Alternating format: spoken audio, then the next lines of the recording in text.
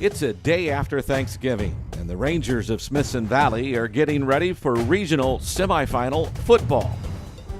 But we do come from Ranger country. We're part of a simpler life, but it is a great way of living. One by one, our Rangers will walk into Matador Stadium today ready for battle, because that's the Ranger way.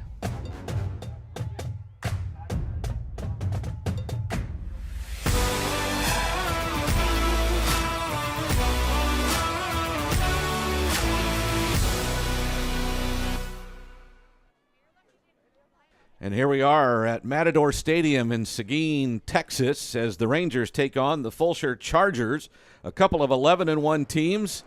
And Brad, this is a game that you get chills about just thinking, even though you're not coaching. Well, I thought I was nervous the last 2 weeks when you guys let me come up here and help out, and now I got to be honest, I'm pretty jacked up. This is a great squad that Smithson Valley's playing against today, a relatively new school, but they're trying hard to establish a tradition like the Rangers have, and you watch them on film. They're a great football team. You don't get to be 11-1 and trick anybody, so it's going to be a great football game today. And they've scored a bunch of points this year, 50 a game. 512 yards of offense a game. Their defense, not as good as the defense we saw a week ago, but you never know. They give up almost 26 points a game. They've got a quarterback who's a senior who throws the ball and runs with the ball. But really, let's focus on their defense, because that's what the Rangers' offense has to face. Well, you look at their first two games, they scored, their offense scored more than 70 points. So going in, they had a lead, 150-point lead, but when you see the common opponent, Manville, between these two schools, Fulshear and Manville played to a 9-7 game, so I like those numbers a lot better as a guy thinking about Smithson Valley's offense. And Smithson Valley's defense, we know how good it is, averaging 10.7 points a game, which we finally got to double figures in points, but we know it's an active defense that has to do its job today. Yes, Fulshear's a great running the ball. So we're going to see what happens. All right, we'll take our first time out. When we come back, we'll have tonight's kickoff, or this afternoon's kickoff on the Ranger Network.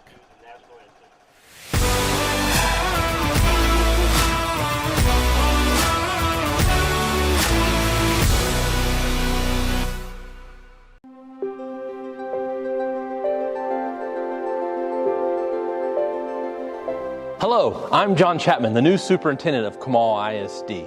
I am humbled and excited to be able to serve our community, all 589 square miles. Over the course of the next 90 days, I'm going to be listening to our constituents, listening to small group and individuals to learn the great things that CISD has to offer.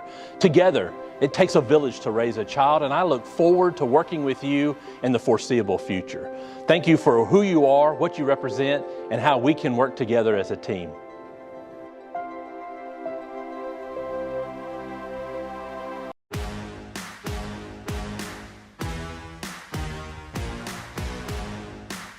Their quarterback, who ran as well as any quarterback we've seen this season. The first of, what did he have, 3 touchdowns? 3 touchdowns, 2 on long runs on an option keep. Here's the kick return after that touchdown by them. In my opinion, is pivotal, to get the momentum going back our way after they kind of drove it 99 yards. And we were able to take that kickoff back, and you could just see the whole stadium just kind of turn back around for Smithson Valley. Then we kick off, and they mishandle it. The second time, or 2 different times, this kick returner mishandled the kick. We get on it, have a short field. Score right away, one play drive. You got to love that. Quarterback again. There he goes. Breaks a couple of tackles, gets outside. Nobody's going to catch him because he is an elite runner. Every time you go to the next level in the playoffs, they're always going to be their talent and their schemes are going to be great. So there he goes again. We're here too. He kept bringing them back and giving them a chance. But the Rangers, here's Kyler on a little bubble screen where he just outruns everybody in a white jersey. And that was the way we came back. I think for good, wasn't it, 24? Well, you talk about the second half. We scored 4 touchdowns, and we still have to be playing great till the very end. So there was a play where their running back ran into the wide receiver route on a post route. And there's a touchdown by Doug Lentz. And the Rangers advance 38-28 over Manville. There's the Ranger sideline as they get ready to kick off to start. That's my friend Robert Touton. We might be talking about him a little later. We will. Been at Smithson Valley for quite a while. 34 years, in fact. So Fulshear will get the ball first. It will be, as always, Clayton Amaya handling the kickoff chores. It's always interesting to see what coaches. They say Calvin Hunter is their elite returner. Looks like he's back there with Jacob Collins. Amaya will, there's the whistle. He'll put a toe to it and we'll be underway here again at Matador Stadium in Seguin, Texas. It is Jack Taylor Field. And we're underway. The ball's out of here. That ball, no chance to be returned, as has been really the way it's been most of the season. They haven't been able to return much, but Fulshear comes out. Their quarterback is Parker Williams. He's a senior that's 5'10", 170. He's thrown for almost 1,850 yards, and he's run for 550. They've got an elite running back, Davion Godley, 5'8", 180, junior, almost 2,000 yards on the ground. Their three main running backs have run for 28 touchdowns. I'm sorry, 32 touchdowns. 32 touchdowns. So they've got a handoff on first down. That's Godley. Gets to the linebacker level and will have about 6 yards from the 25 to the 31. Rangers got him by committee there. Among those at the bottom of the pile, Jackson Maynard. Pretty standard not to huddle these days, but they're not necessarily a hurry team. They're not going to try to they don't score ramble. 77 points because they run 120 plays. No, sir. They're just really good at what they do. Yes. And that's what happens when you get into the regional semifinal 11-11 opponent. There's some motion. Williams will throw. He's got a man down the middle, and it's his tight end. That's Gavin Watts, but good job by the secondary that time. Yeah. The Rangers doing a great job. Weston Ross. Safety was right there with his man, and then that linebacker was able to drop back and help out in the coverage. So great job by the Smithson Valley Rangers, as that's what they do. They're a big play team, and that's, again, how they score 50 points a game. Now they have a 3rd and 4. Rangers in their normal defensive alignment. This is the fullback, and he will get a first down. He's still on his feet. Seth Smith is a senior at 5'8" and 230. As you mentioned earlier, Brad, this is an offensive lineman playing fullback. He doesn't get a ton of carries, but when he does, they're big ones. When he does, he's pretty excited about it. So he made a great play on his rare opportunity. So they stay with a similar formation with everybody in tight. 3 backs.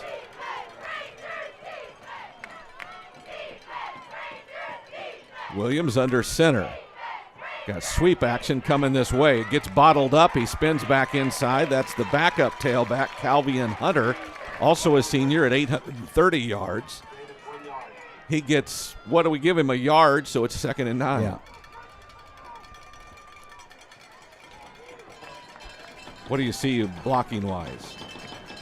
Well, they're just doing a really good job right now. They're running exactly what they've been running all year. Smithson Valley are going to have to step it up a little bit to stop this group. Here's a receiver, kind of an end around. That's Hunter, the backup running back there.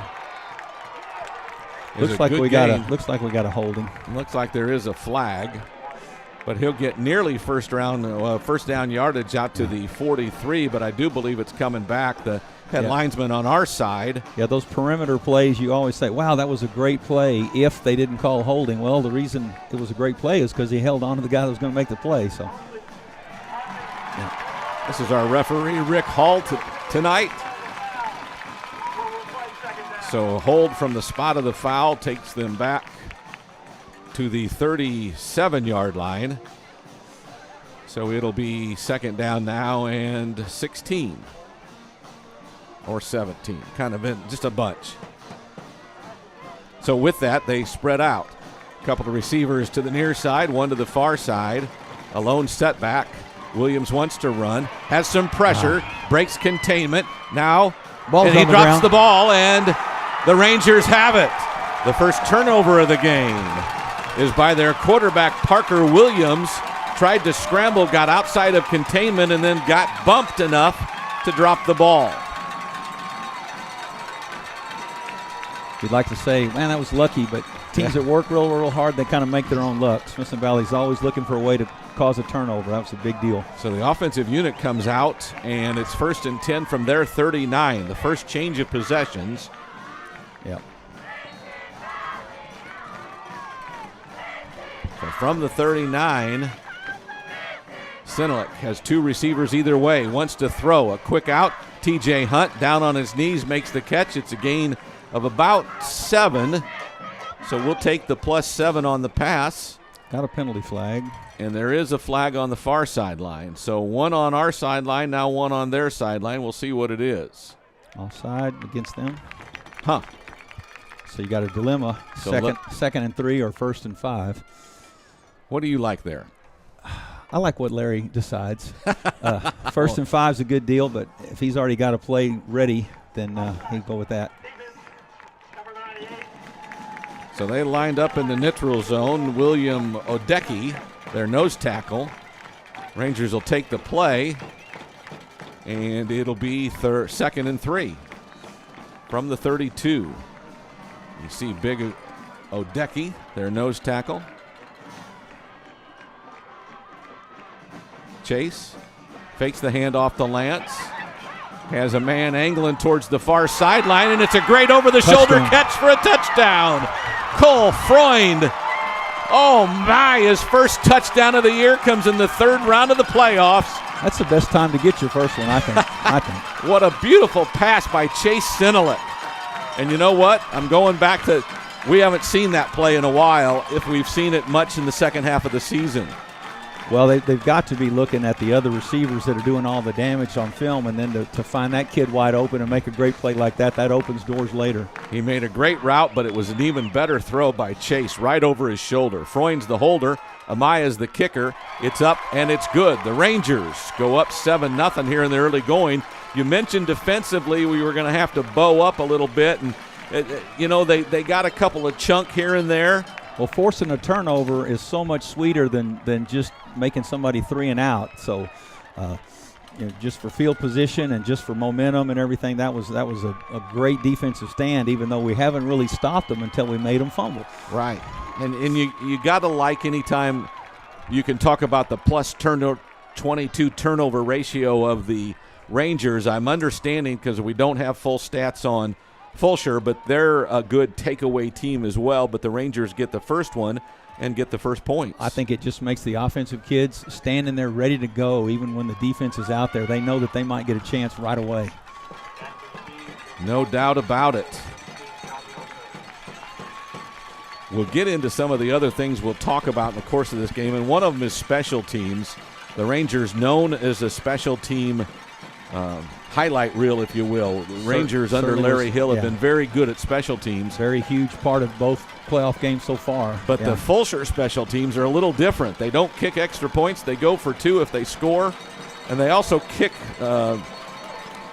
off differently. Yeah, they're trying to trying to take some things away, do some things out of the ordinary, but we'll see if Smithson Valley's ready for that. Amaya's end-over-end kick sails through the end zone again, so Fulshear will come out with another 1st and 10 from the 25. It's their second possession. The first one ended in a fumble.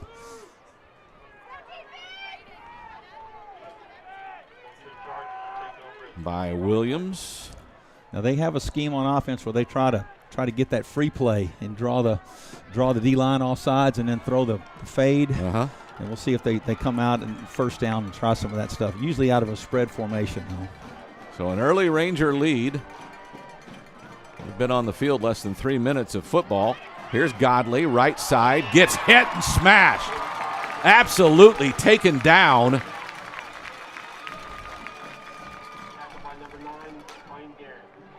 And McLean Garrett, who had a big game last week, Makes the first big hit tonight. A gain of a yard by Godley because he just got there, but you saw him be hit and just driven back. Also in there was Maynard. Defense came to play on that one. I know that makes you happy. Yes. Rangers again. A pitch. Godley takes it with some downhill momentum and makes a nice run of about 7 or 8 yards. We'll see where they spot him. You can see that, okay, they got a run and play stop for no gain. They're not afraid to go right back to the same spot. That's who they are. They're going to run the football. And if you stop them, they're going to run it some more. Just short of the 34. So that's a 8-yard run. Now 3rd and 1. They stay tight. Fullback, tailback. Both fullbacks actually out there right now. Zane and Seth Smith, the brothers. And the Ranger defense comes up and makes a stop. Oh, my. Didn't make it. Seth Smith, who had a big first down type run in the first series, gets stopped after not even a full yard. It's 4th. And about a half a yard to go, and their offense is going to stay on the field. We know they like to go with some of that off-schedule stuff. Yeah, they do like to be different. But really, if you know how to run the ball, and they do, you should be able to get a half a yard, shouldn't you? Here's the other fullback, the brother. This is Zane. He's carrying people. Another 10 yards after initial contact. Yep, that time the gamble works. Of the two brothers, Zane, the sophomore, has 16. That's his 17th carry for over 100 yards. Seth has more touchdowns with 4, but he seems to be the, I don't say better runner. He just seems to be, he had more room that time, I guess I should say. He's the one that's, worked out. So Godley now 8 yards deep. Here's a pitch going right. Rangers get to him, though. Good job by Duffy. The corner came up and made the stop on Godley, a loss of almost 4, back to the 44.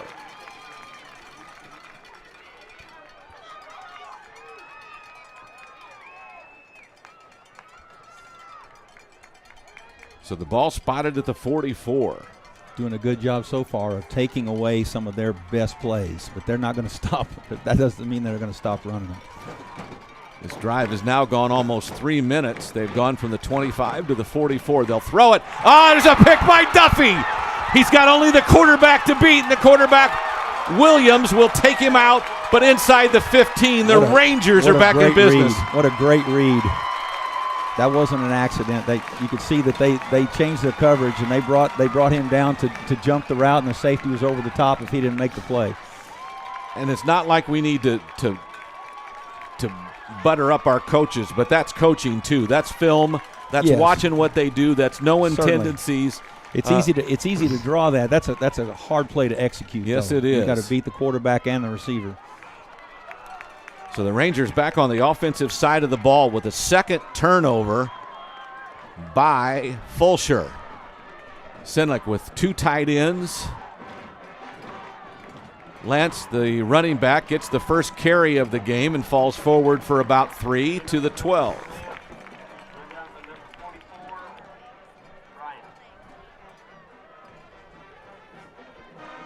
So the 3-yard gain.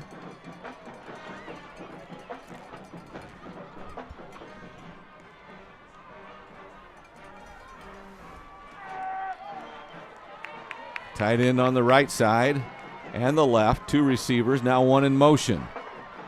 Fake the handoff to the jet sweep by Clark. Lance gets it again, but they bottle him up. A lot of players in there, including Zachary Nicholson, one of their inside linebackers. Number 44. And Chance Bryant, also a linebacker. So no gain. Actually, a loss of a yard, we'll say. So it is 3rd down and 8 from the 12. We know that we have the win, but you don't want to waste this opportunity and only get a field goal. So see what we come up in the playbook here. Fake to Lance. Hunt's on a little post route, and it's broken up. They've got good cornerbacks, too. Yes. That's Amari Bickman. The ball was thrown well, and the defensive player made a really nice play. TJ never really got inside cover. He got inside leverage on him, but never really got away from him. Kid stayed with it and played it well. Yeah. So the field goal unit will come on. Here's Clayton Amaya, pardon me. Freund, the holder.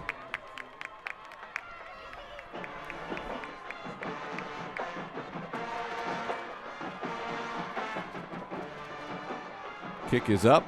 It looks good. Oh, and it's wide left. Wide left. It is wide left.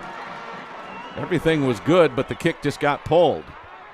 So the field goal try is no good, and we remain 7-0. Rangers defensive unit will come out right away now, and their offense will come on. Ball will be spotted at the, what was that, the 20? Should be 20 yard line, yeah.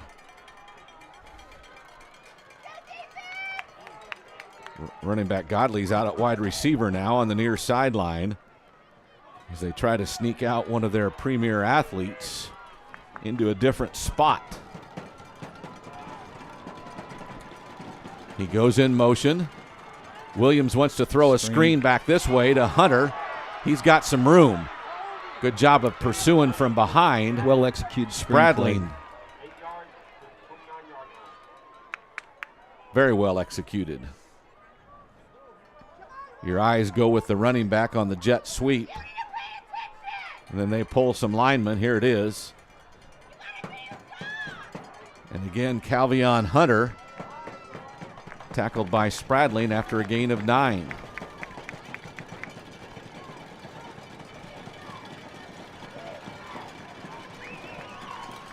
So second down. Here's Hunter. Tries to bounce outside. Rangers have him, but then he gets away for a moment before he's tracked down by Dudzikowski, but he gets a first down run.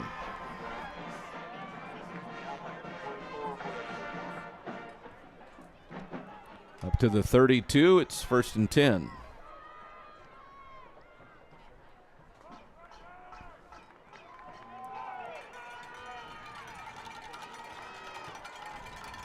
Ranger defense. Gavin Woods calls some signals out. They'll run it to the left side of the offense this time. Good job. That's again Zach Gingrich, a quarterback, coming up and making a play. No gain. 2nd and 10. Anything spotting out to you? Not yet. I'll probably talk over you when I act like I know something really good. Gavin Waits, I should say, their senior tight end. This has been their most successful formation so far. It has. This is Hunter going right with the 2 blockers, and look at that. Coming in there to spot it. Is that Doug Lance? Yes, sir. It is. Defensive end comes in and just takes him down for a loss of 2. That was his main job last year, being the defensive end. He's yes.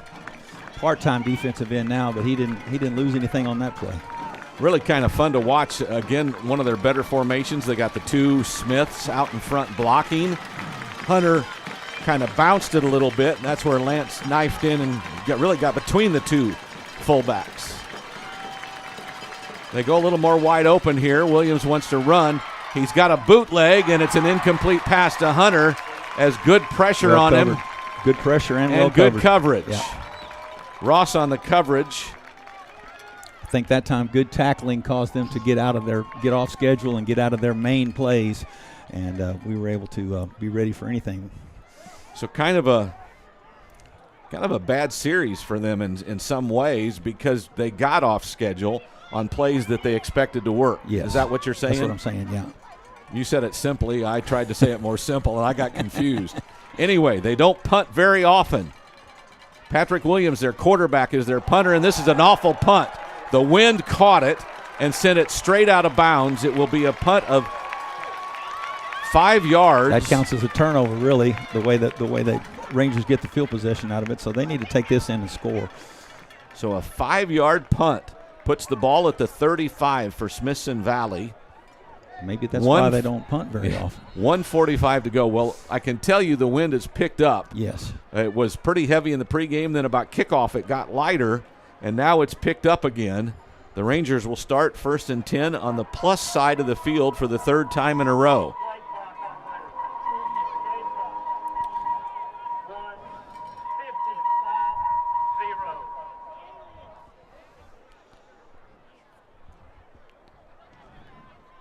Game clock's at 1:59. He wants it at 150. 150 is what he's trying to get it changed to. He's kind of losing his patience the way he said it the second time. Yeah. There he goes. He should say thank you. Rick Hall is a basketball official that I know well. He's our referee tonight, and we'll tell you who the others are throughout the course of the game. Senelick on 1st down throws a little jets. Well, kind of a bubble screen with a couple of blockers in front of him. It's Kyler Clark. He steps out of bounds past the 35, so he gets a 1st down.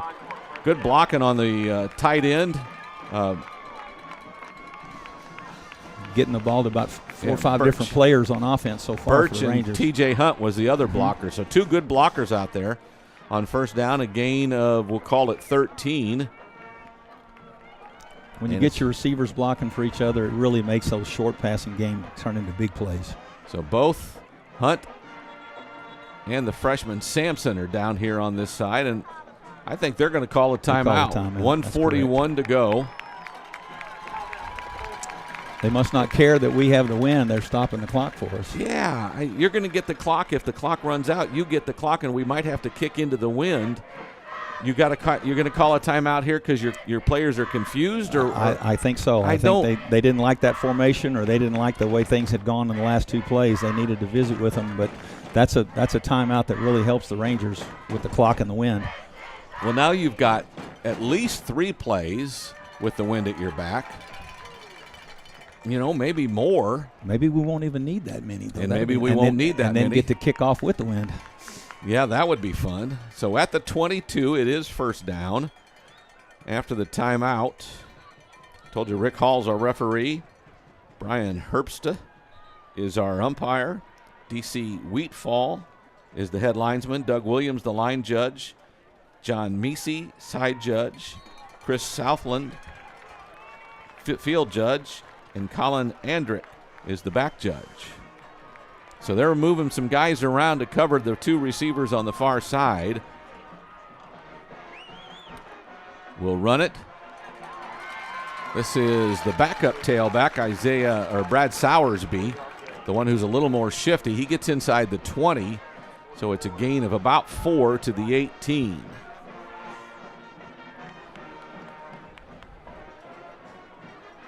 So Lance, after playing a defensive series, gives way to Sowersby, the sophomore, 285 yards on 56 carries this year and 5 touchdowns.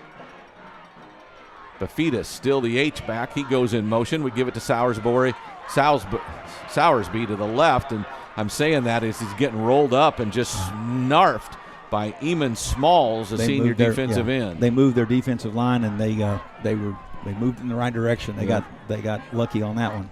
So good call by them. A -2 on the run. It's 3rd and 8, so 3rd and long again. Not kind of what you want. But the Ranger offense will see what they can come up with here. Play clock goes under 15 as the play comes in. Chase tells everybody, and we break the huddle at 10 on the play clock, so still lots of time. 3rd and 10 from the 20. We fake the handoff. He's got Hunt over the middle, and they pick it off. That's the safety, Hoffert. He's running far sideline. The Rangers will cover him and knock him down inside the 20. Did it get tipped early? I don't believe so. So it just was he's their safety. He's the inside cover. We'll see it here. He gets a hand on it before it can get to TJ. Ball needed to be thrown farther. The ball was a little short. Mm-hmm. So an interception, the first turnover by the Rangers. And we haven't had many this year. I believe that's his first interception. That is his first interception of the season. That's incredible. In game number 13. So he'll have another one 13 more games from now. Little movement. They give it to Hunter. They've chosen him over Godley more today. Yes, he has more carries and more production so far. He gets outside and gets a gain of that'll be end of the quarter. 6, and that will be the end of the corner. So from the 16, they get a gain of 6, and we'll take a timeout. Rangers lead at 7-0. We'll be back with the second quarter after this timeout.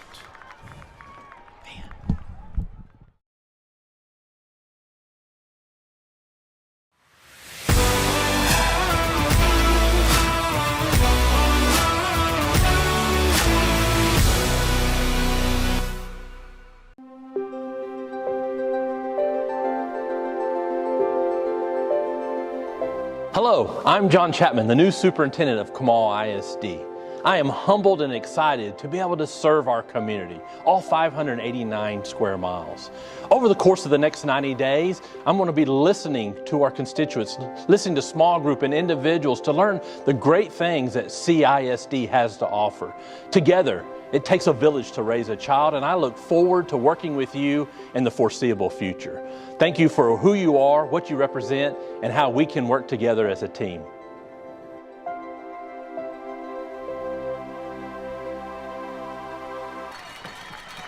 And our wind now probably over 15 miles an hour, now at the Fulshear back as they go wide. 2 wideouts either way and an H-back, which is their fullback.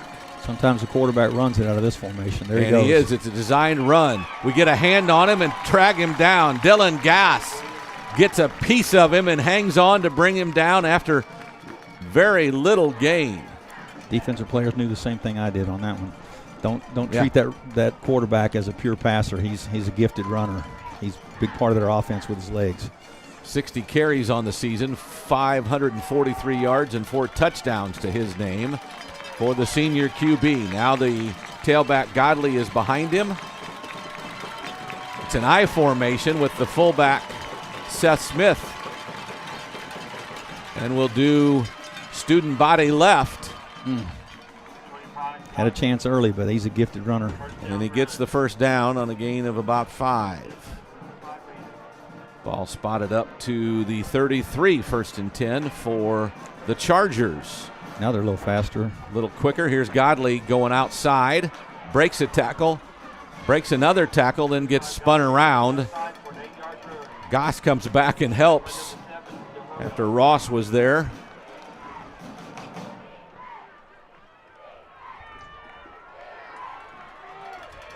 So they are speeding it up. I formation again on 2nd and 2 from the 36.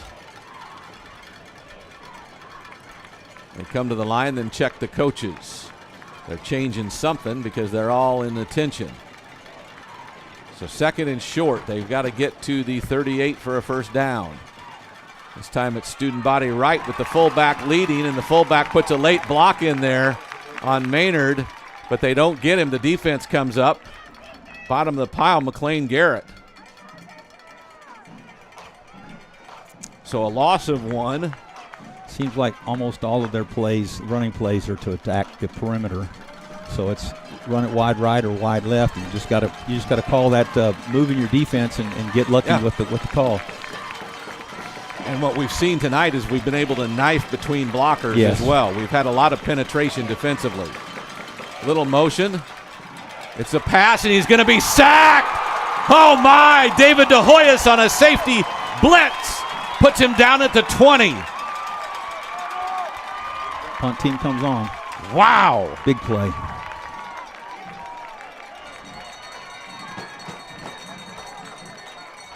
So now with the wind at their back, they get to try to punt.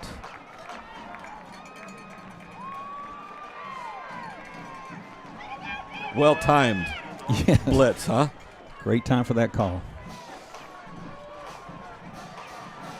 What is it? DeHoyas and Bafitas back. Oh, pressure on the punter. He avoids the pressure and then kicks it. Bafitas at the 38. Goes far sideline, gets some blocks, cuts inside, gets a nice return all the way to their 37. Wow, what a good return.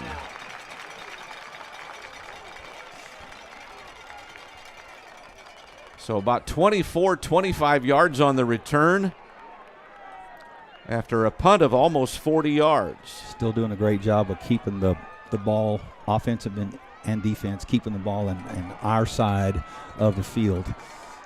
So from the more than 50 37 yards away every time. Again, plus side for the 4th possession in a row. The problem is we only have 7 points. Yeah, got to do something different. Got to make some points out of this try.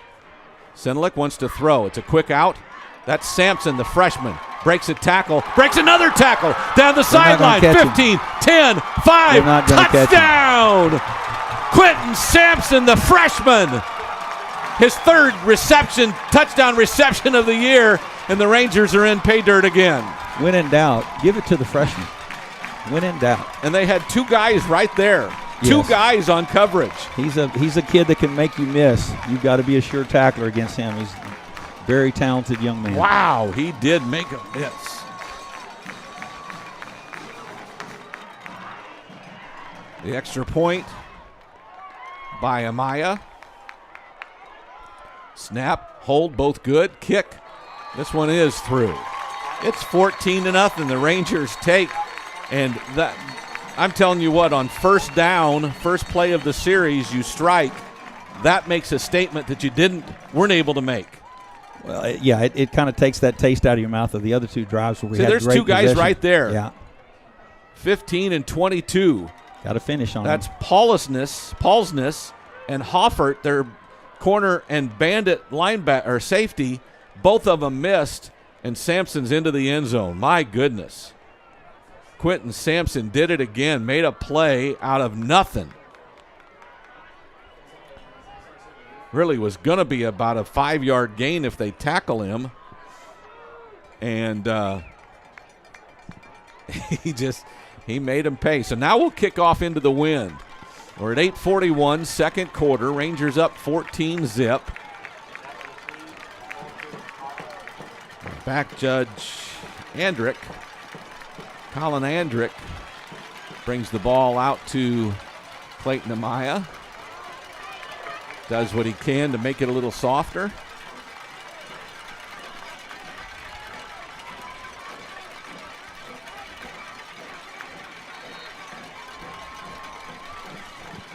So Amaya gets to try his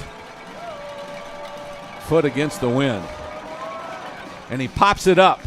Coverage is running down. They'll catch it at the 23. It's their safety, Hoffert. Comes near sideline, gets spun around, and then put down about the 37. That's their best field position. That is, without a doubt. I thought they'd fair catch that, but kid's very courageous. So by 12 yards, it's their best field position. It's the same place we started, going the other way into the wind. Now maybe by a yard. They put him down at the 36. First and 10 for the Chargers.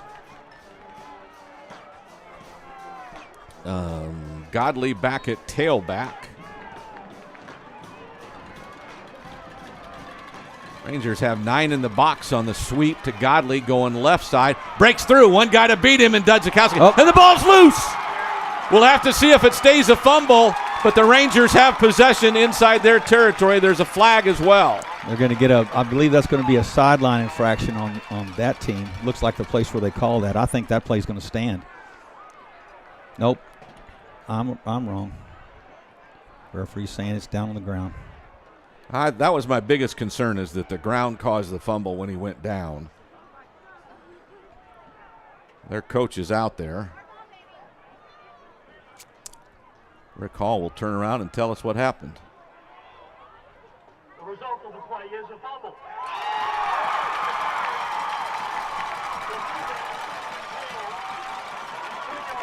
Oh.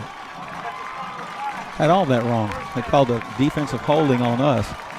Or a holding after the fumble. Let's see. After the fumble, they say we can. Yeah.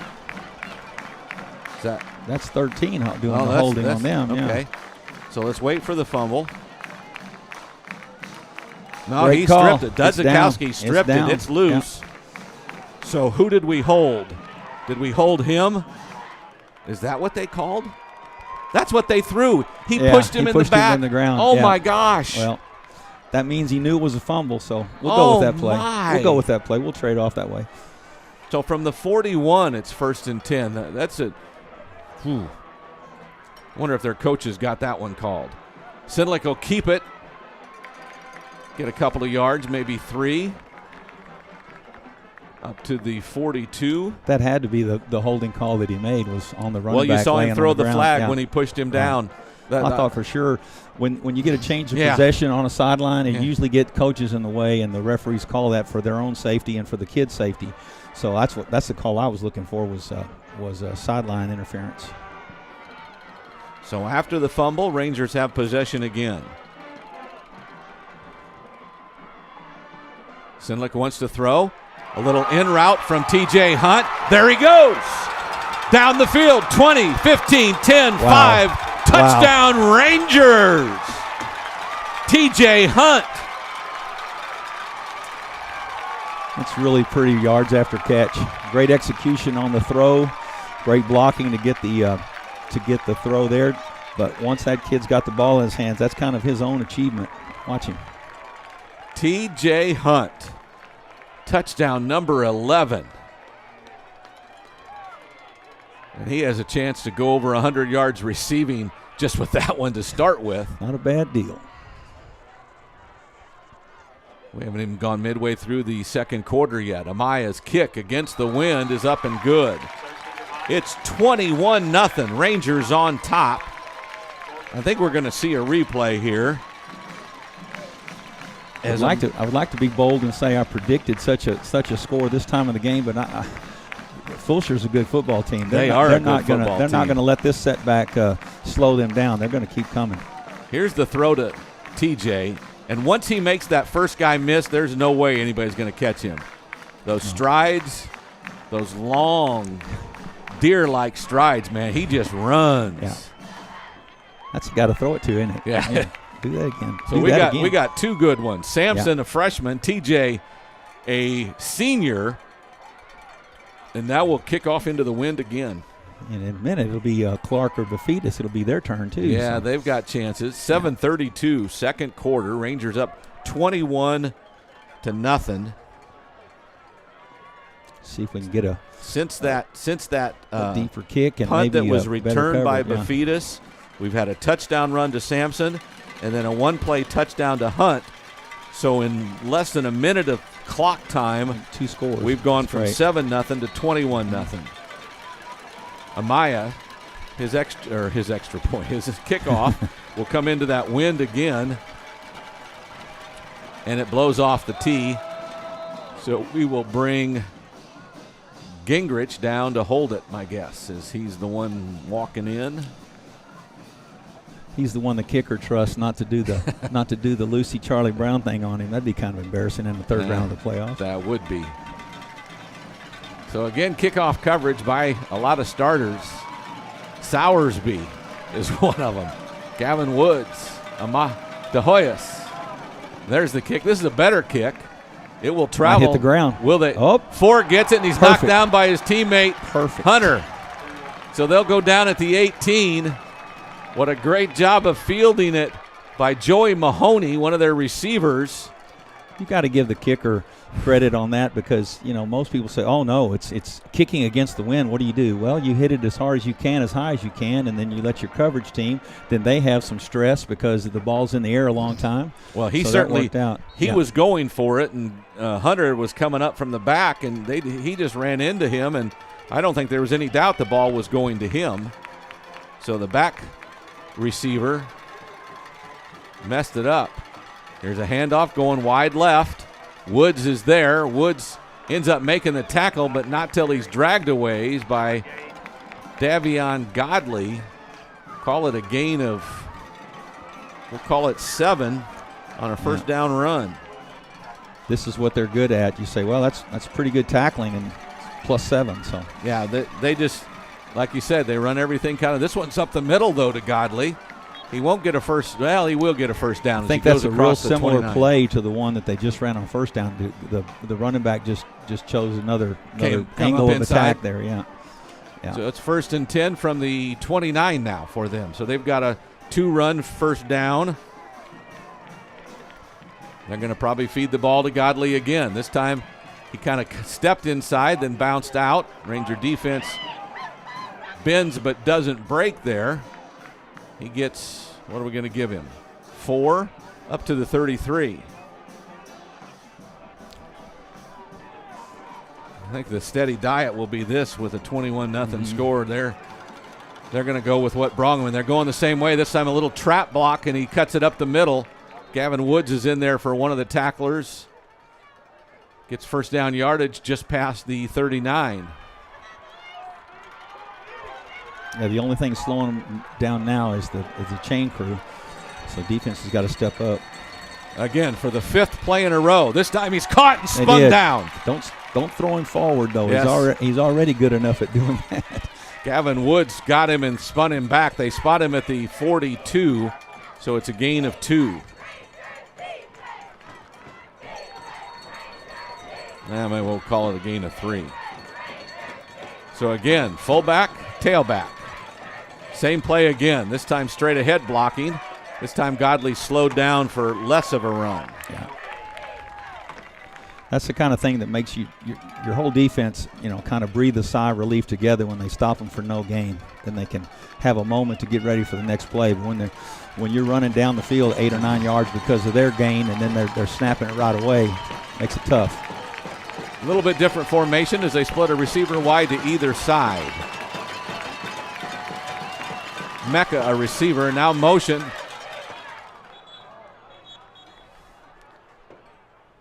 That was a strange. What happened there? I don't know how somebody called timeout. It had to be procedure, wasn't it? Or they called a timeout? Timeout, Smithson Valley.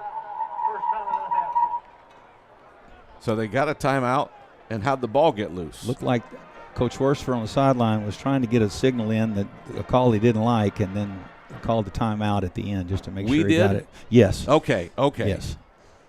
So with timeout, the Rangers lead at 21-0. We'll keep it here. 5:17 to go, second quarter action. That has been a dominant offense in the last 2 possessions. Rangers scored touchdown passes of 37 to Sampson and then 40 or 59 to Hunt on back-to-back plays on back-to-back possessions. You go back to the first interception he had for the whole year. If he'd have thrown that just a little bit better, he'd be having 4 touchdown passes on this game. But let's don't dwell on that one. Let's dwell on those 3 really good ones.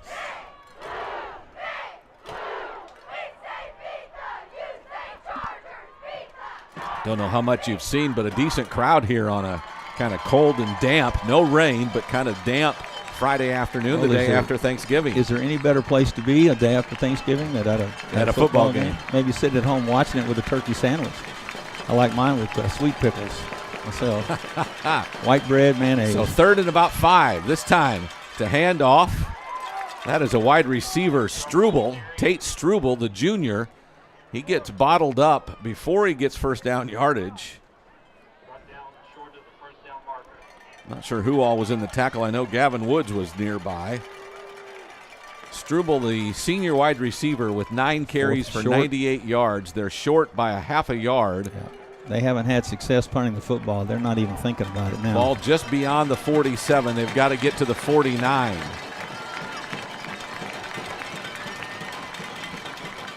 And there's another timeout. This time I think they called it. So again, 4:37 in the second quarter. Kind of a little bit surprised. I'm not surprised that they want to talk about it because they didn't make the they did make the last 4th down. Well, I wouldn't want to give the ball right back to Smithson Valley right now. So they're going to call timeout and make sure. Okay, let's find out where Fulshear is since we have a break in the action. There's Houston. And that's west of Houston, right basically south of Katy. Yeah. One of those places that is growing fast, and they've been open, 4 or 5 years? Since 16. So 16, this will be their 6th season of they're, football. And look at them. They're in the regional semifinal round of the playoffs. You know, when they started making those schools, they were in elite athlete territory. A lot of football. Must have been plenty good players moved south from traditional Power Katy. So maybe so. In any event, they have a 4th down and not very much. Ball is just on the near side of the 48, so about a half a yard to go. They've got a couple of backs behind. They'll give it to the fullback, and he falls forward over the line of scrimmage. That's the sophomore Zane Smith, who gets the first down carry into Ranger territory. Is this the first time they've been in Ranger territory with the football? I think it is. So they give it to Zane Smith again, and the big, with his brother blocking, the lumbering back gets about 4 yards. Well, we'll call it 5 yards up to the 44.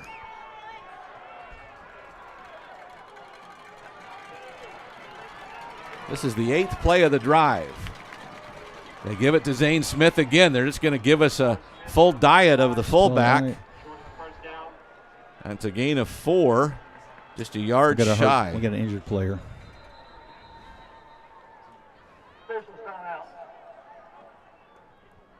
It's our safety. He got up on his own. So David Ahoyas was the injured player, comes up to tackle the Burley.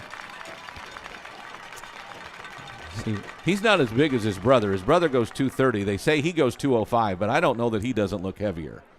You tell me. I don't. Yeah, the white uniforms are supposed to make you look smaller. It doesn't. Yeah. It doesn't happen for those two kids. It doesn't help them. So DeHoyas will come off the field as he went down. Don't know if he got a stinger or just got shook up a little bit. Hitting that guy hard would hurt. So they've got 3rd and 1 from the 40. The two fullbacks are in the backfield. This time they'll throw it. They've got a tight end waggled over here. The quarterback's going to run it because there's nobody to throw to. They push him. Now they tackle him just inside the 30. Let's just say the referee had a really great opportunity of calling holding out here on the perimeter, and he didn't decide to do that. He didn't. You can see it on this replay. When the quarterback comes out. Right there. Just tackled a guy. So on 1st down, the fullback runs again. This is Zane.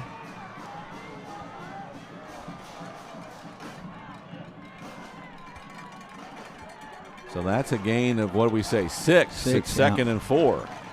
They have done nothing but running on this series, and they're using the fullbacks. Here's Zane Smith again. I think we grab him better that time and hold him down. Luckily, the referee blew the whistle before he got his second wind there. Jackson Maynard had the first hit, best hit I thought I saw. As they now see 3rd and about 3 after a gain of 1. This time Zane comes this way. He gets stood up. No, that might be that's Seth. The other brother, yeah. That's the other brother. Colin Ross and Herring and a bunch of Rangers stop that one. It's 4th and we'll call it 3. Near the end of the first half here, we're going to see a big play. I think they're going to spread it back out now. So 2:12 to go with 4th and 3 from the Ranger 22. They're going to try to draw the Rangers off sides on this. So a lot of movement. They move all 3. In fact, an empty backfield now on 4th and 3. Motion by Hunter. They fake it to him. There's pressure by Harry. Williams gets away. He's got a man in the end zone, and he makes the catch. Great catch. Jax Medica, the senior with a team-high 38 receptions, makes his first one here. And that plays not only a great throw by the quarterback, but he did a great job of not getting staying sacked. Alive. Yeah, he did a great job because Maynard was right there, and Maynard's not a slow guy. Right. He had a couple of different jukes. Now they got that full house backfield behind the quarterback. Here's a jet sweep by Hunter with the 2 big guys blocking, touchdown. And they're into the end zone. Dang it. With 1:23 to go.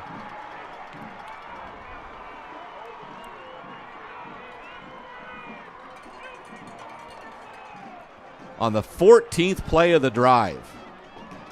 14 plays, 82 yards. Quite a bit off the clock, too.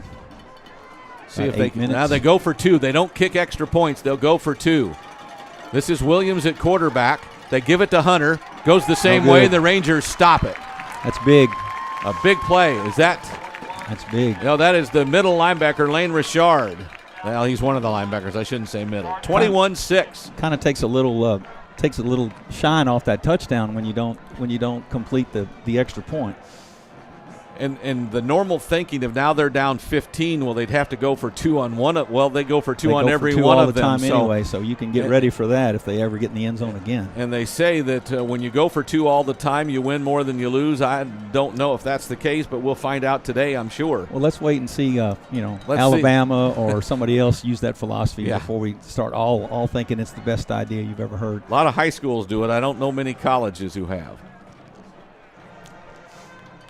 And we know the NFL doesn't, even though the extra point's now from midfield, it seems. Yeah. So for the first time today, the Rangers will go off on kickoff return. Clark and Bafidis are back. 1:22, the time left on the second quarter clock. They have the wind to kick with here. They have some tricks on this their kickoff team. So and they use onside kick a lot. Yeah, use 3 different kickers, and if you can believe it, a misdirection on the kicking plays. This is Coy Tollefson. He's a defensive back, I think. No. He's going to pooch it. Bafidis has it at the 10. He'll stay far side, has a seam. If he can, he gets caught up about the 30. It seemed like there was a hole there for a moment. Number 8 for them. Patrick Broadway did a great job coming off the block and making that tackle. So he returns it to the 32, a 22-yard kickoff return. So the Rangers will have possession. 1st and 10. We got a minute 15 to go in the first half. The big boys up front make their way onto the field along with the specialists. It's a big offensive line to start with on 1st and 10. From the 32 with a minute 15 to go. Senelik, little H-back reverse to Bafidis. Gets a good block on the side. Bafidis down the sideline, shoved out of bounds right before he gets to midfield. So in their territory at the 49. I knew we'd call Bafidis' name before too long. Nice play. Good block on the outside there. That was Ben McGowan, one of their safeties that pushed him out. Nice run by Bafidis, who gets subbed for by Clark. Clock is stopped at 1:07 after the run out of bounds, and we're in their territory at the 49. So we split 3 receivers, well, a tight end and 2 receivers to the far sideline. And we have a log jam in the backfield. They read that one and blitzed straight up. Senelik, before he got the ball to Doug Lance, got hit. That's a sign of a good defense to play well against a draw play. So -3 on the first down run. Shows that they're prepared, shows that they've seen a little film too. So it was going to be basically a draw, as you said, and they sniffed it out. Their defensive line, not overly big, but not small. Senelik with a couple of receivers either way. Straight drop back. Wants to throw it down the sideline. He's got Hunt and just overthrows him. Oh, my. TJ took off on a sprint, and that ball was just against the wind. He probably threw it a little harder than he wanted to. You got to deliver it out there. Give him a chance. And he gave him a chance, and it was just beyond his reach. So it is 3rd down and long with the wind still at our face.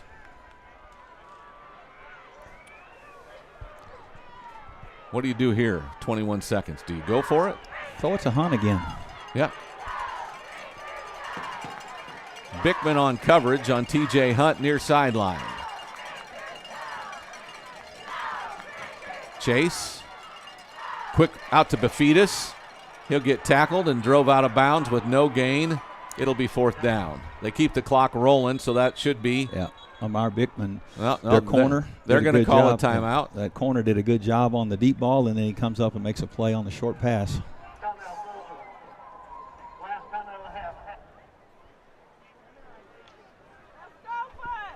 So it is 4th down, and they're going to make us punt into the wind one more time before the half is over. Well, with 5 seconds on the clock, we may just throw one up and see what happens. We may not punt this ball. And just in case you're wondering, the rain has started.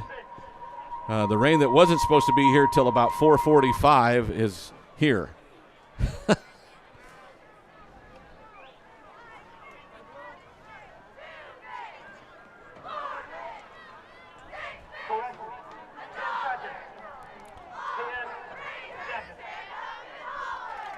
So, after the timeout by Fulshear, the Rangers will have a chance to do something here with 5 seconds to go.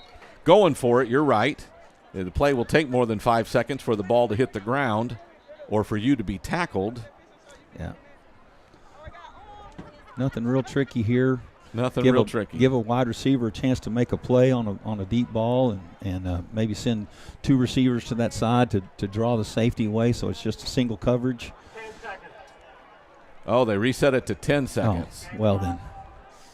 1-0. Not really a trained weatherman, but the way the weather's been lately and now that it's started up, it doesn't look like it's going to stop anytime It soon. hasn't for several days, has it, once it starts? Although I can tell you, driving back from Dallas yesterday, there was pockets of rain. It wasn't constant, but just when you were glad you were out of it, it started again. So Amaya to punt. They don't. It's a nice quick kick. Stays in the field to play. They'll let it roll, and he'll get a nice number out of it. Yeah, we're not going to get the advantage of making them play that long field, but that's a great punt into the wind, and that is no chance for them. So 50-yard punt by Clayton Amaya. That's his longest. Well, I don't know. 62 is his longest, so that won't be the longest. But we'll go to the locker room. The Rangers up 21-6. Yes, 21-6. And we'll be back with the second half after this timeout on the Rangers Network.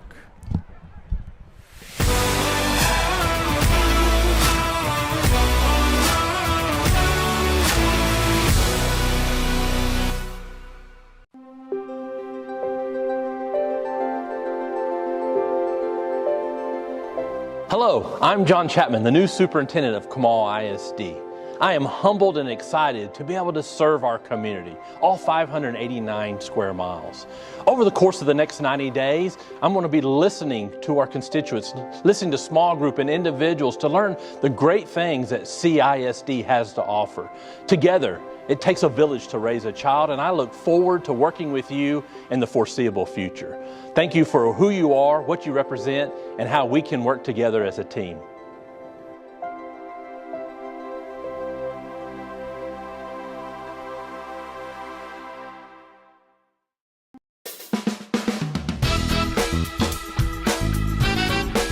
Hello everybody, welcome back to another Discovery Kitchen. My name is Sylvia and I'm a registered dietitian and we've got Chef Mario. Hey, how's it going? It's Halloween time. It's Spooky season. Days. So we're gonna go seat to table and we have brought our little friend with us. Yes, he's awesome. Chef Mario carved him himself. I'm impressed. Oh, look at that. So, there's a couple of things I can do, ma'am. Whoa, put the knife down. Oh, let me put the knife down. I'm not gonna get violent, but I did want to say that. It looks good. Thank you very much. I appreciate that. But what is our theme this month, Mario? Well, seed to table. Yes, today, seed to table. So these are all things that you can grow in your garden. From a seed. You can get them from a farmer's market. Farmer's market. If you don't want to grow them yourself, I understand. Yeah. it's hard to grow stuff. Well, yeah, you can go to the farmer's market. You can go to the market itself, period. Yes. You can go to the food bank. And Yeah, they do. And they happen to have vegetables too, should you be in that position. Get it. Get it. So, awesome. We're making sauteed vegetables. Sauteed vegetables. And what else? And while I'm at it, I'm going to turn around and show you that you could. I've got some egg whites here, so I want to show you a little frittata. So I'm gonna go ahead and add a little bit of olive oil here. Okay. So we got a bonus. We're gonna make some stir-fried vegetables and a frittata. All at the same. All at the same time. How about Because they that? both go together. Woo! So we're gonna add our egg whites down here. Awesome. Is your fire on? No, we're going to. Or we're going to light it up right We're now? gonna light it up in just a second. We're gonna be patient. I will be patient.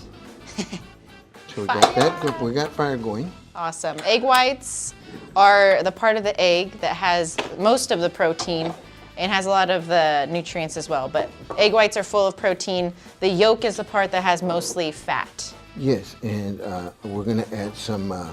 What are those? These are cherry tomatoes. Cherry tomatoes. If you happen to have some heirloom tomatoes, those are equally great. Equally delicious. Just cut them in half. Yes. Add Those are them in there. awesome. Boom. Into our egg whites? Into the egg whites. Okay. Okay. And we happen to have some spinach. Ooh, spinach. It is so nutritious, has so many vitamins and minerals. And it's a and good, these leaf, just and a leaf. it's a leafy. Yeah, my grandchildren say, can we have some leaves? They don't call them spinach. They don't call them spinach? They call them leaves? Leaves. They just want to have leaves. That's okay. Really? It's so nutritious and dense with vitamins and minerals, and it's just a leaf, and it has all those amazing things in there. And it's going to cook down, you know. Yes, so. spinach wilts like really crazy. So you see that amount, it's going to look like this small after he cooks The it. next thing I'm going to add is red onion. Okay. Ooh, why red and not white? Do you just like the color? I think it's more color, and I think we've spoken about the color in your diet Yes. and how important that is. Yes. Adding colors. So I'm going to add that in there, Ooh. and I'm going to add just one cut. Onion. Does it make you cry when you cut onions, Mario? But they say the jealous ones don't cry. So Oh. So then we're going to add some mushrooms. Okay, onion goes back. Mushrooms. I love mushrooms. It's a fungi. It's a fungi, and you know I've noticed I added the stem on this one. Uh-huh. You don't have to, because you could turn around and just Take out the stems. pop it out, eh? No pasa Reduce nada. food waste and you can use it. Would There be you better. go. But either way, as long as you eat So your we're vegetables. adding some mushrooms in there. Delicious. They have a there's special mushrooms that they're grown under UV light, and if they're grown under UV light, they have really high amounts of vitamin D in them, which is really cool. A lot of Americans don't get enough vitamin D in the diet, so you can get them in your mushrooms. Sorry. Awesome. Got your whisk, Mario? Yes. Whisking up the egg skillet that we have with the tomatoes and the spinach and the mushroom. And it's cooking on low. We're just gonna let it. Let it sit. simmer. Yeah, we're not gonna add any more to that. Okay. But you could. Okay. And I've shown you how to cut. And this is one of, they call one What of is these. that? That is a fire bell pepper. A fire bell pepper? Looks like fire, you know. That's like a combination of the red and the yellow. And Yeah. almost orange, because you know those primary colors make orange. Yes. So, wow. Isn't that neat?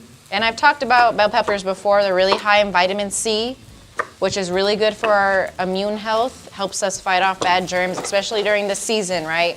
We've got viruses going around, flu, COVID. So make sure to eat your colorful vegetables, especially yellow, orange, and red. So we're just gonna add a couple of these. Or is that squash? This is the yellow squash. Squash. And I have scored it because I like to play with my Yes. food. Yes, he makes them nice and designed here. Yeah. So anyway, we've got that going. Perfect. Zucchinis. And I'm gonna get some Asparagus. Okay. Now the neat Delicious. thing about the asparagus, and I love these spears, so I may just turn around and what the heck, you know?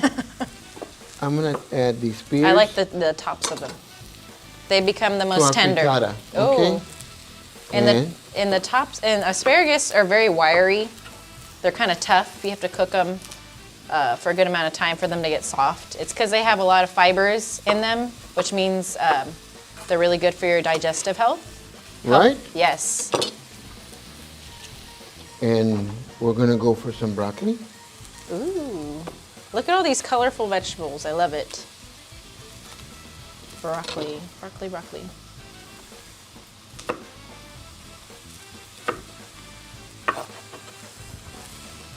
Do you like broccoli, Mario? I love broccoli, you know, and today we served broccoli and cheese on the line Yes, we did. for the kiddos.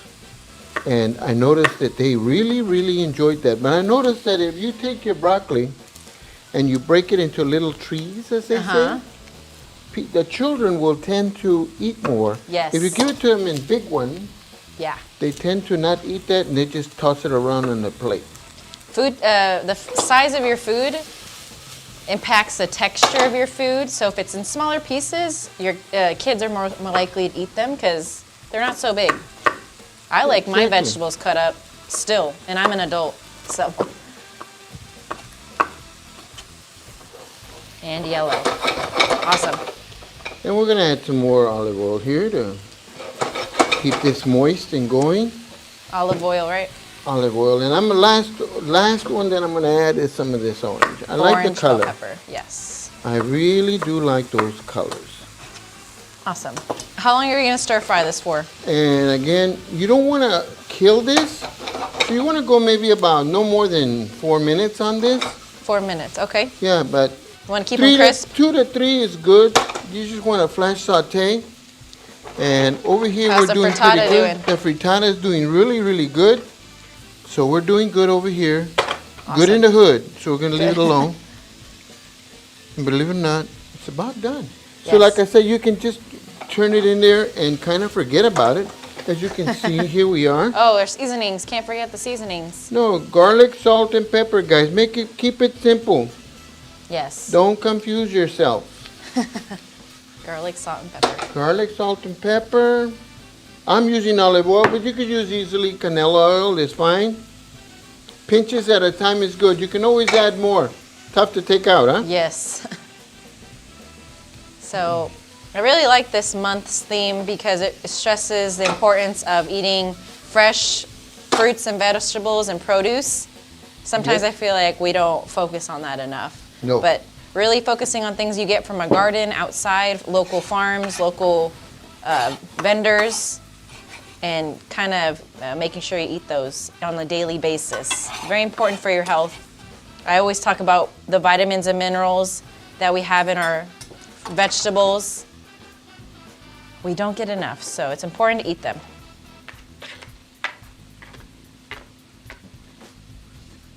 Thank you, Mario. Okay. So if you'll take and just spoon it into Yes, sir, I the can do that. plates, we'll have it ready to Are we go. putting the frittata on the same plate? We're gonna do the frittata and maybe the last in the back, the ones in the back. Okay. No, go ahead. All the way? Just all the way. That way we have any tasters, somebody's gonna walk up and wanna taste. But as you can see, it's already, she's assembling her plate. Gives you the opportunity to then make your presentation and spoon and serve More? the colors. Don't leave the colors behind, man. You're right. Get some, my Okay. dietitian over here forgetting the colors. All right, so anyway, so here we have our Stir-fried veggies. stir-fry veggies. Delicious. It's a very simple, quick, and ready Easy. to go Yes. stir-fry. And yes, it's gluten-free. So anyway, Yes, it's free from almost all allergens. this is good for a vegetarian. Yes, or vegan too. Or vegan because it doesn't have any butter. It has no animal No product. animal product whatsoever. Yes. So there you go. So you might have some particular friends. I'm just kidding. Then you want to invite Well, them over. Yeah, we got to make sure everybody can They're eat. inclusive. We're being inclusive. Yes. How about that? Always, always. So thank you for watching this Discovery Kitchen. We'll share the recipe at the end of the video, as well as the frittata. The frittata was just bonus, so you guys could bonus. see Chef Mario doing all the different recipes. So. And you know what? I'm gonna just so you can see. that Sure. it can be Oh, done. we're gonna serve it up. Let's see. We're gonna serve it up, and then you just pull it away, and it looks like a little pie, as you can Yes. see. Frittatas are not really messed with. You kind of leave it in the pan and you let it frittata like fry a little bit. So I'm gonna cut it to like a little pie thing. Okay, a little slice. So.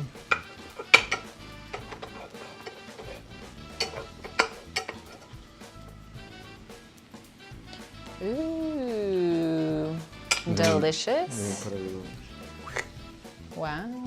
Otra vez. You remind me of that Richard Simmons. What more? What more? What more? Okay. Wait, we're dating ourselves. Awesome. That looks good, Mario. Thank you. Thank you. You're very welcome. All right. So then, you're welcome to taste whichever one you want, but I can Yes. tell you which one I want already. Okay. I am going to go for this frittata. So let's go ahead and say thank you for watching. We hope you try either one of these recipes together or separately, either one. And then always remember to try to eat your produce, your fruits and vegetables. Very good for you. Yes. And this would be good for breakfast, for lunch, or for Yes. dinner. Yes. Enjoy. But join us next time for our next Discovery Kitchen. Thank you.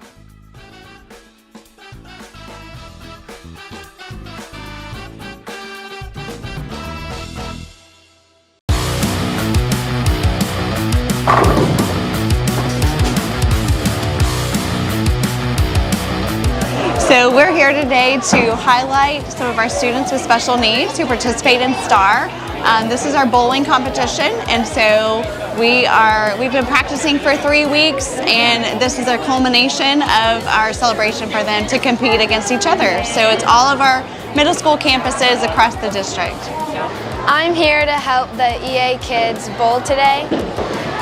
I love to hang out with these kids because they always put a smile on my face. I help the kids come together and create bonds and just learn the skill of bowling, and they just love it. It hypes them up and they just builds their character and stuff. It's awesome.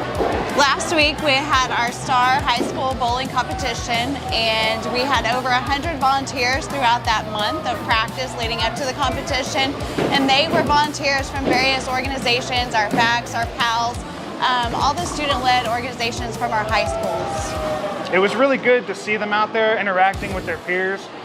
They weren't just standing around with their hands in their pockets. They were out there on the alley helping them with the balls, cheering for them, being very enthusiastic. I couldn't have asked for anything more. So at first, like you don't really understand why you're here, like what your purpose is, like how to help them and such. But after coming for so long, you realize that you're helping them create the bonds that like they can carry with them into the future of meeting new people, becoming more social, and just like not being afraid to let themselves be themselves, like not be afraid to be themselves. I think some of the things they get out of it are just, first of all, just learning sportsmanship. Some of our kids have a hard time losing, not doing their, not doing exactly what they want to happen, and so this really does help them build up that ability to lose gracefully, accept things that come to them that they don't necessarily like. They learn that hey, it's not that big of a deal, and we can generalize those skills into the classroom. So, win or loss, they're gonna have a good attitude by the end of the tournament. So I find myself smiling way more during the day. They just love being out, and they love feeling like they're a part of something that's special, and that they're an athlete. So that's really neat. It teaches me to be appreciative of what you have and to really learn to respect others, because you never know what could be going through or what circumstance someone could be in. So just respect everybody. It's not that difficult.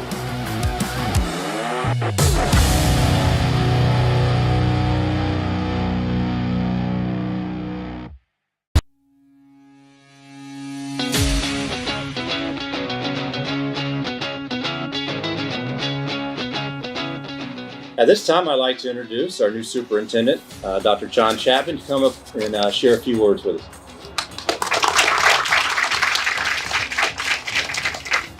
Well, good morning.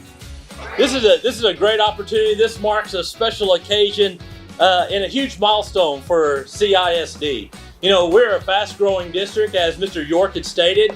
One of the pieces that we're seeing a lot of right now is the growth in our district. As you can tell, one of our biggest growth areas right now is 281.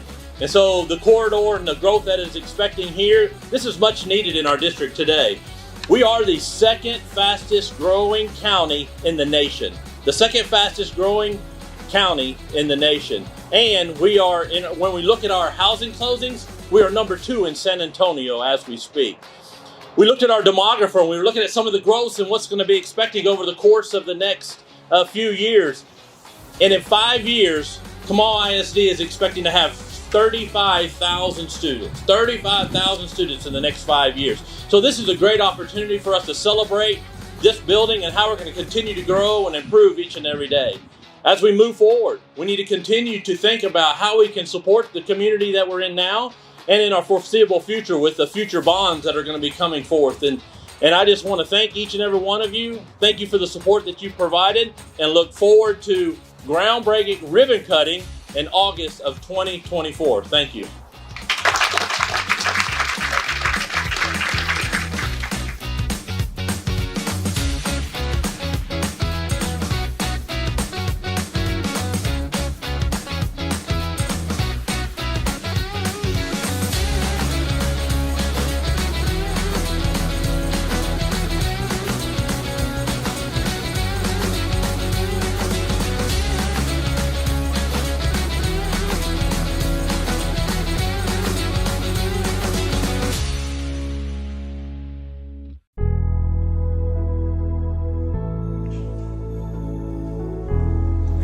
Hey, good morning. My name is Josh Kafura.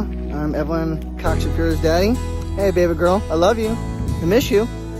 For you guys that didn't know, this Friday is Veterans Day.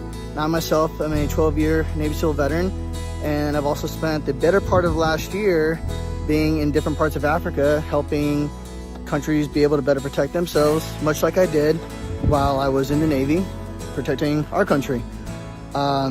This time away has been really hard for me and Evelyn. I miss her every single day, and I can't wait to get back. And I just want to say I love you, baby girl, and happy Veterans Day to everybody. Evelyn!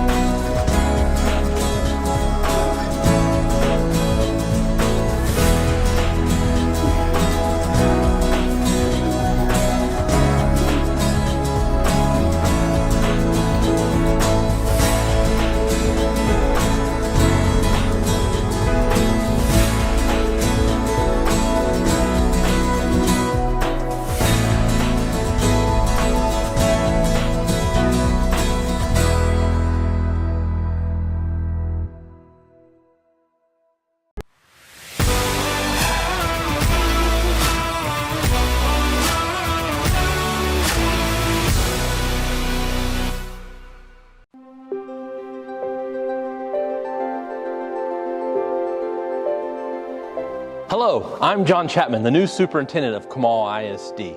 I am humbled and excited to be able to serve our community, all 589 square miles. Over the course of the next 90 days, I'm going to be listening to our constituents, listening to small group and individuals to learn the great things that CISD has to offer. Together, it takes a village to raise a child, and I look forward to working with you in the foreseeable future. Thank you for who you are, what you represent, and how we can work together as a team.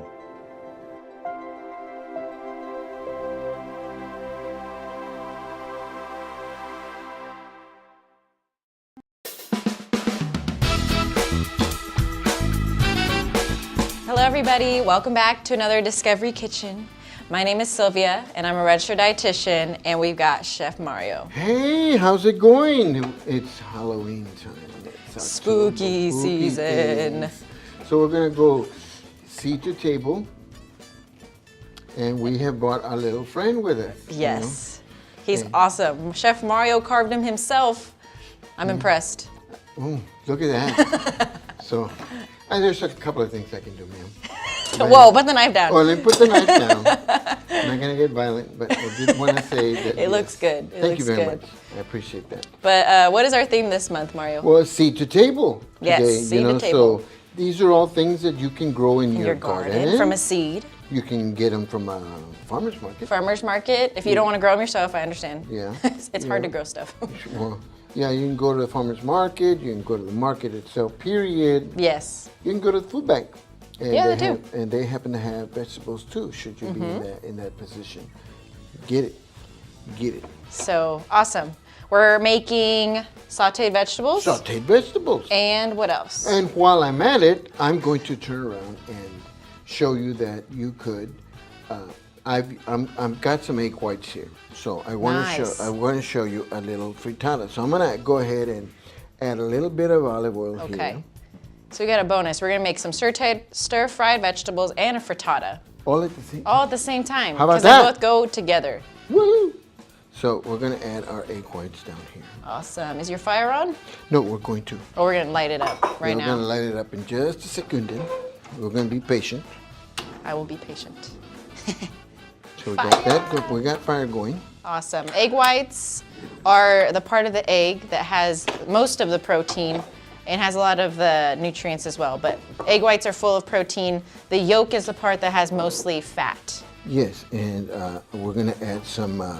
What are those? These are cherry tomatoes. Cherry tomatoes. If you happen to have some heirloom tomatoes, those are equally great. Equally delicious. Just cut them in half. Yes. Add Those are them in there. awesome. Boom. Into our egg whites? Into the egg whites. Okay. Okay. And we happen to have some spinach. Ooh, spinach. It is so nutritious, has so many vitamins and minerals. And it's a and good- these leaf. Just and a leaf. it's a leafy. Yeah, my grandchildren say, can we have some leaves? They don't call them spinach. They don't call them spinach? They call them leaves? Leaves. They don't have leaves. That's okay. Really, it's so nutritious and dense with vitamins and minerals, and it's just a leaf, and it has all those amazing things in there. And it's gonna cook down, you know. Yes, so- spinach wilts like really crazy. So you see that amount, it's gonna look like this small after he cooks So it. next thing I'm gonna add is red onion. Okay. Ooh, why red and not white? Do you just like the color?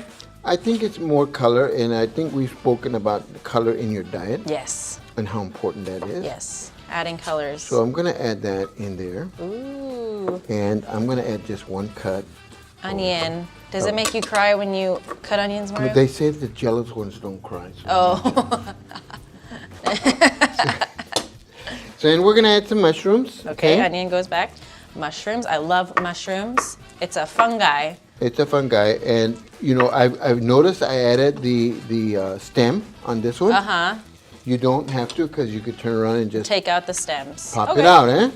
No Reduce pasa nada. food waste and you can use it. Would There be you better. go. But either way, as long as you eat So your we're adding vegetables. some mushrooms in there. Delicious. They have a, there's special mushrooms that they're grown under UV light. And if they're grown under UV light, they have really high amounts of vitamin D in them, which is really cool. A lot of Americans don't get enough vitamin D in the diet, so you can get them in your mushrooms. Sorry.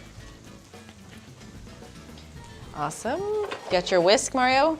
Yes. Whisking up the egg skillet that we have with the tomatoes and the spinach and the mushroom. And it's cooking on low. We're just gonna let it. Let it sit. simmer. Yeah, we're not gonna add any more to that. Okay. But you could. Okay. And I've shown you how to cut. And this is one they call one What of is these. that? That is a fire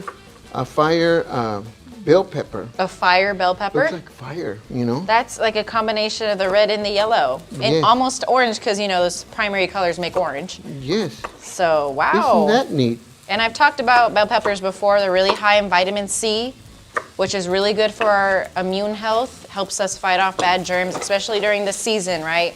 We've got viruses going around, flu, COVID. So make sure to eat your colorful vegetables, especially yellow, orange, and red. So we're just gonna add a couple of these. Or is that squash? This is the yellow squash. Squash. And I have scored it because I like to play with my yes. food. Yes, he makes them nice and designed here. Yeah. So anyway, we've got that going. Perfect. Zucchinis. And I'm gonna get some Asparagus. Okay. Now the neat Delicious. thing about the asparagus, and I love these spears, so I may just turn around and what the heck, you know? I'm gonna add these spears. I like the tops of them. They become the to most our tender. frittata, Oh. okay? And the tops and asparagus are very wiry. They're kind of tough. You have to cook them for a good amount of time for them to get soft. It's because they have a lot of fibers in them, which means they're really good for your digestive health. Right? Yes. And we're gonna go for some broccoli. Ooh. Look at all these colorful vegetables. I love it. Broccoli, broccoli, broccoli.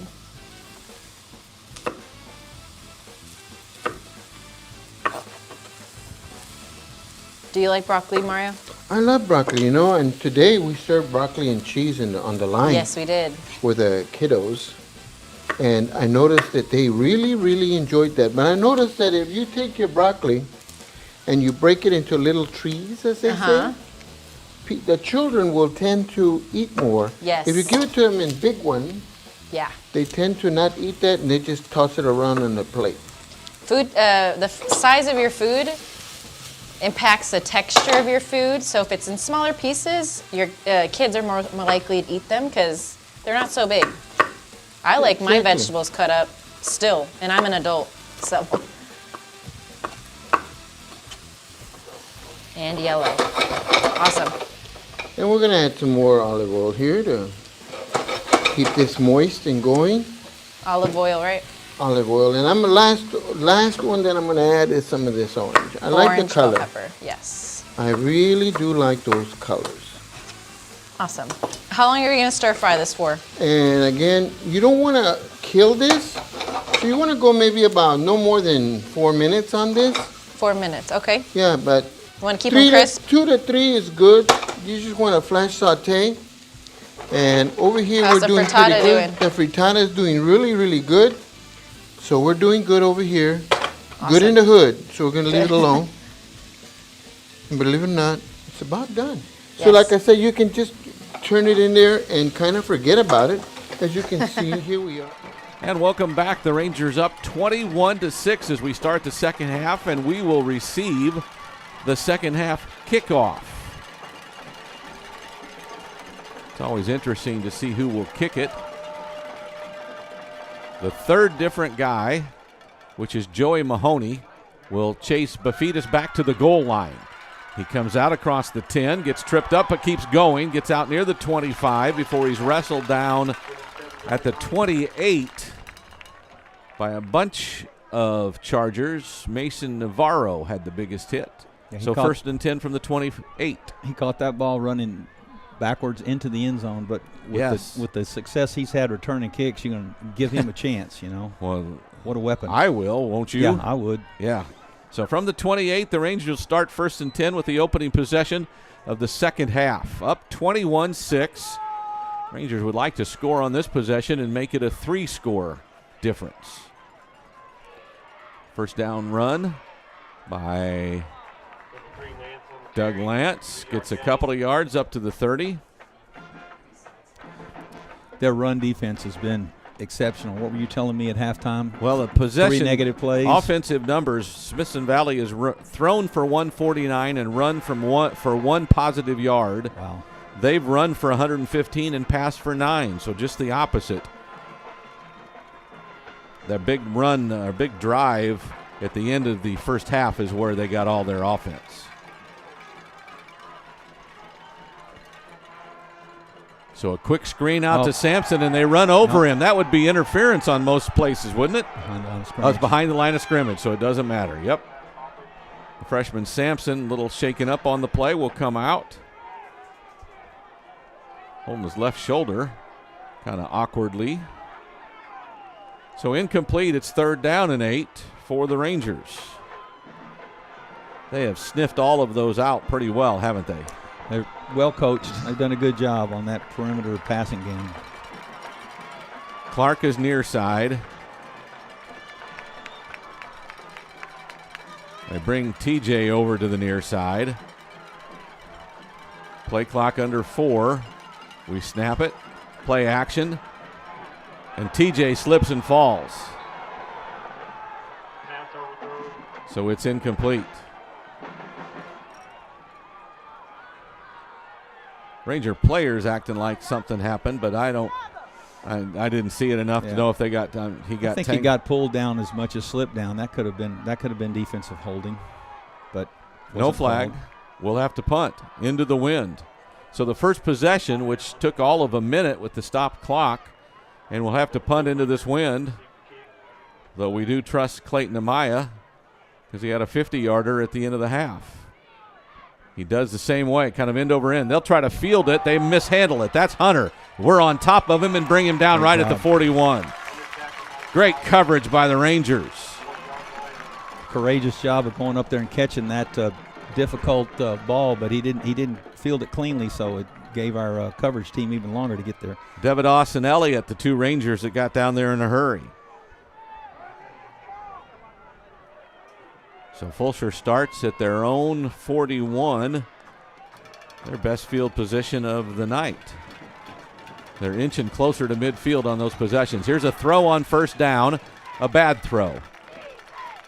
Patrick Williams threw that about 5 feet short of his intended receiver, which was Jax Medica, the senior who caught. They're predominantly a play action and rollout team, and they've got a they got a great block from their running back to seal the corner, seal the edge for the quarterback, but he threw it bad. So after the incomplete pass, we'll do a student body left. Godley gets a good run and then finally gets wrapped up and brought down on the corner by De Hoyos.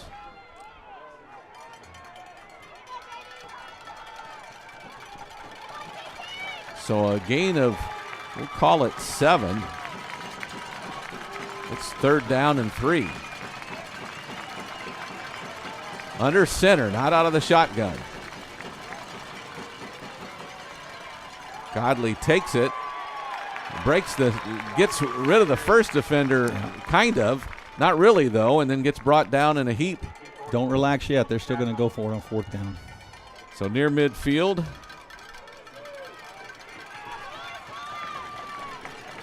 They keep the offensive unit on the field. Remember, their punter can be their quarterback, but he'll go up under center on 4th and 3 from the 48.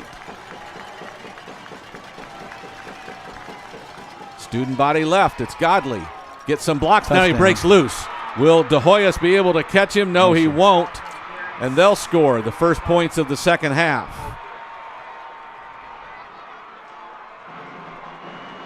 As Godley goes 52 yards. And here comes their try for 2 with the big fullbacks.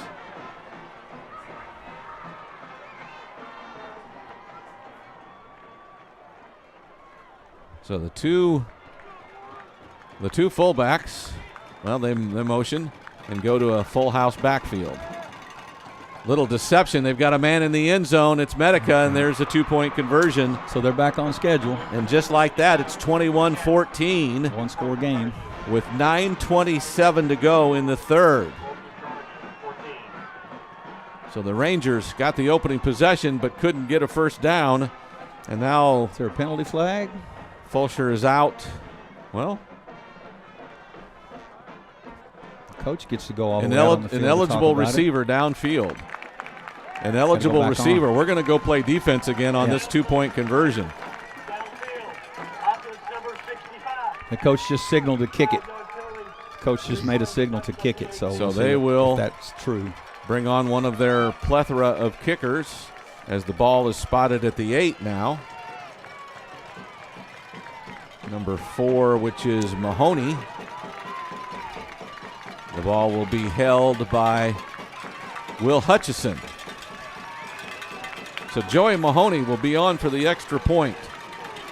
On their numbers, they haven't said much about how many times they got it. This kick looks good, though. Yeah. So it is 24-13.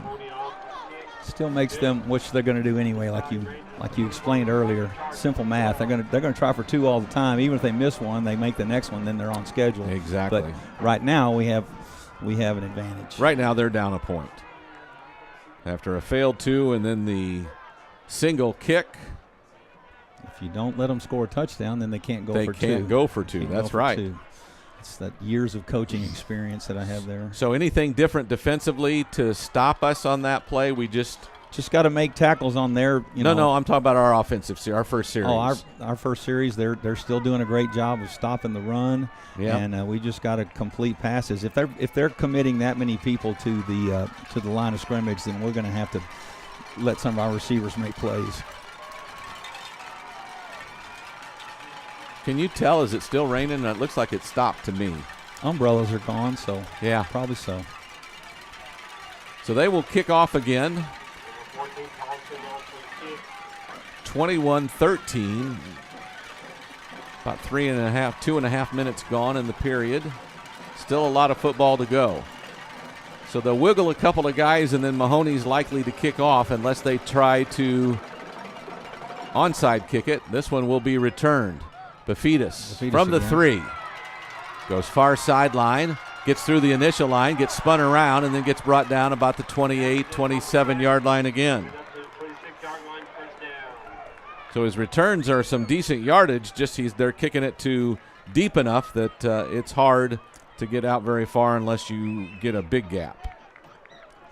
Yeah, you can fair catch it and get it just 3 yards short of that, but with the big play chance that Bafidis brings to the game, you've still got to let him try. Sowersby is the tailback this possession. Coleman is the H-back. Senlick checks the sideline. Play clock at 15. Takes the snap.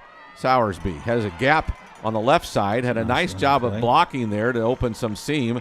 Gets about 4 yards out to the 31.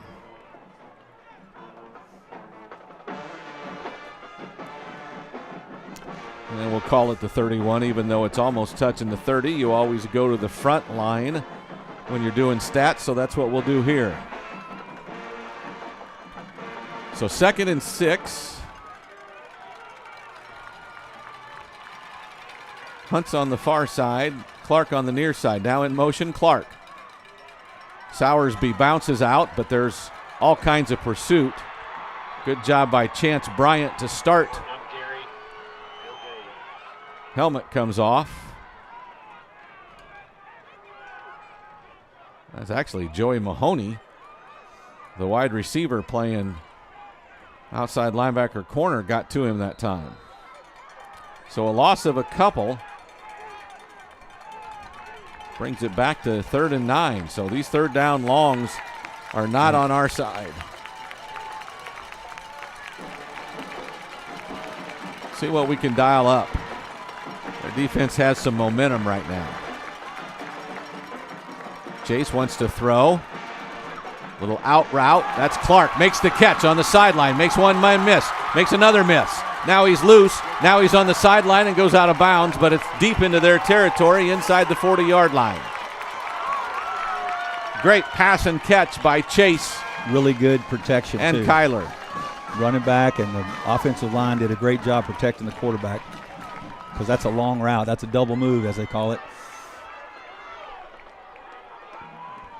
44 yards on the pass. Great route, great throw, and like you said, Chase had time.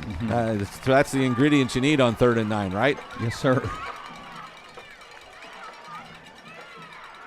Little flip to Bafidis coming this side. Cuts up inside, gets brought down by a couple of defenders. They've got a good defense. Yeah. That was that looked like it was wide open, and our blockers were working hard, but their kids came off of blocks and made the play stay inside for the other defenders to get there. That was Mahoney and Germany Williams on the tackle. So it's 2nd down and 6 from the 34. Sowersby still the tailback. Bafidis the H-back. A couple of tight ends. Sowersby left side. Has a little bit of room and then gets some offensive line push.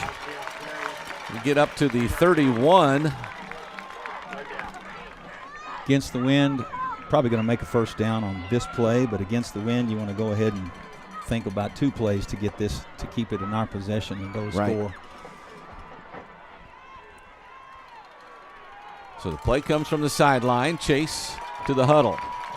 We've gone under 7 minutes to play. 3rd quarter action. Rangers up by 21-13. Chase will run it himself. Straight up the middle. There he goes. He's into the end zone. Oh, what a play. Ranger touchdown.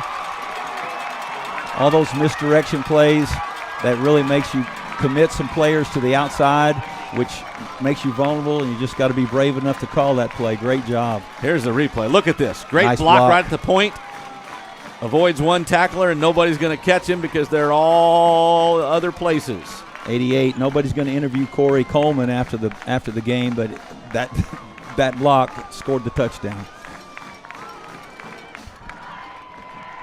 Amaya on for the extra point. Good hold, good snap, good kick. Back to a 3-score game. 28-13. Rangers on top. 6:35 to go third quarter. Again, we saw the replay, but a great call because everything had gone off tackle. Or even wider, off tackle or even wider. But we hadn't run any traps up the middle, really, a whole lot of stuff like that. So the hole was there after he gets the one block from Corey. I'm sure we got coaches and players looking for that and saying, hey, you know, they're stopping this, so that's got to be one play that we can run, and it's a good time to call it. So Chase has thrown 3 touchdowns and now run for 1 in the 28-13 lead, and Amaya will come on for the kickoff with 6:35 to go. Had some success running the football on that drive. Yeah. And that eats the clock, too, so that's always going to make it nicer as we get late in the game.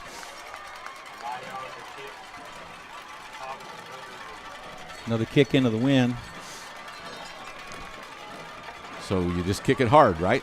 Kick it hard and high, and you've got great players to cover.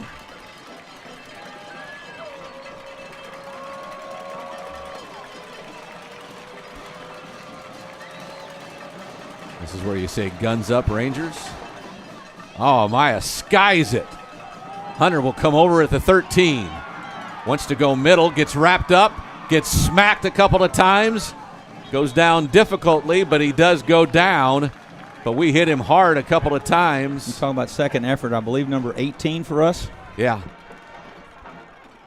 Cade Spradlin. Yeah, the backup linebacker. He got knocked flat on his face and got up and made part of that tackle. Just because you get blocked doesn't mean you have to stay blocked. And when you think about who's blocking for them right there, it's the 2 Smith brothers, yes, sir. The 2 fullbacks. Yeah, that was a really good block, but not enough to keep the kid from making the play. So the defense unit comes on. Last possession, they gave up a touchdown.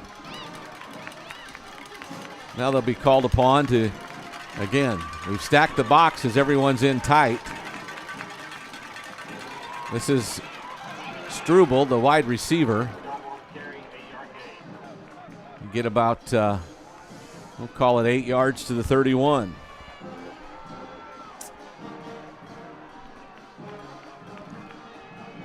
It's not late enough in the game to worry about the clock, but that style of running game does take time. It does take a long time to get in the end zone.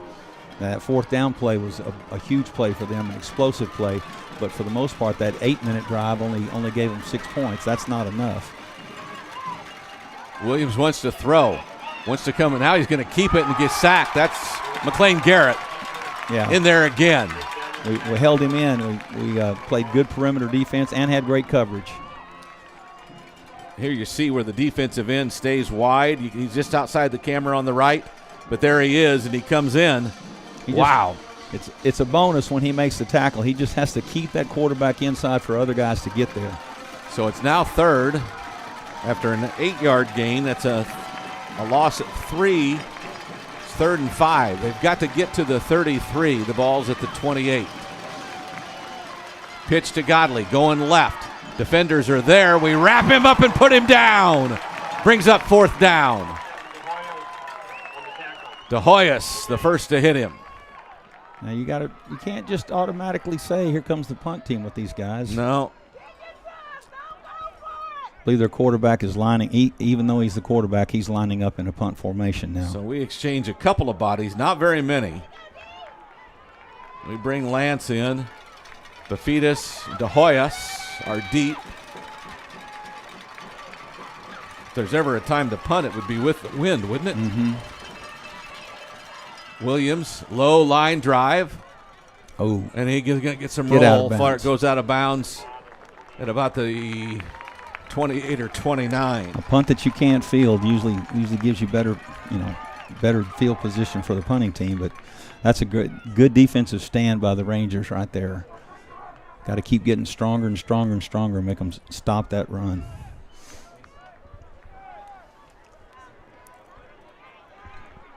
So the punt totals 36 yards, no return.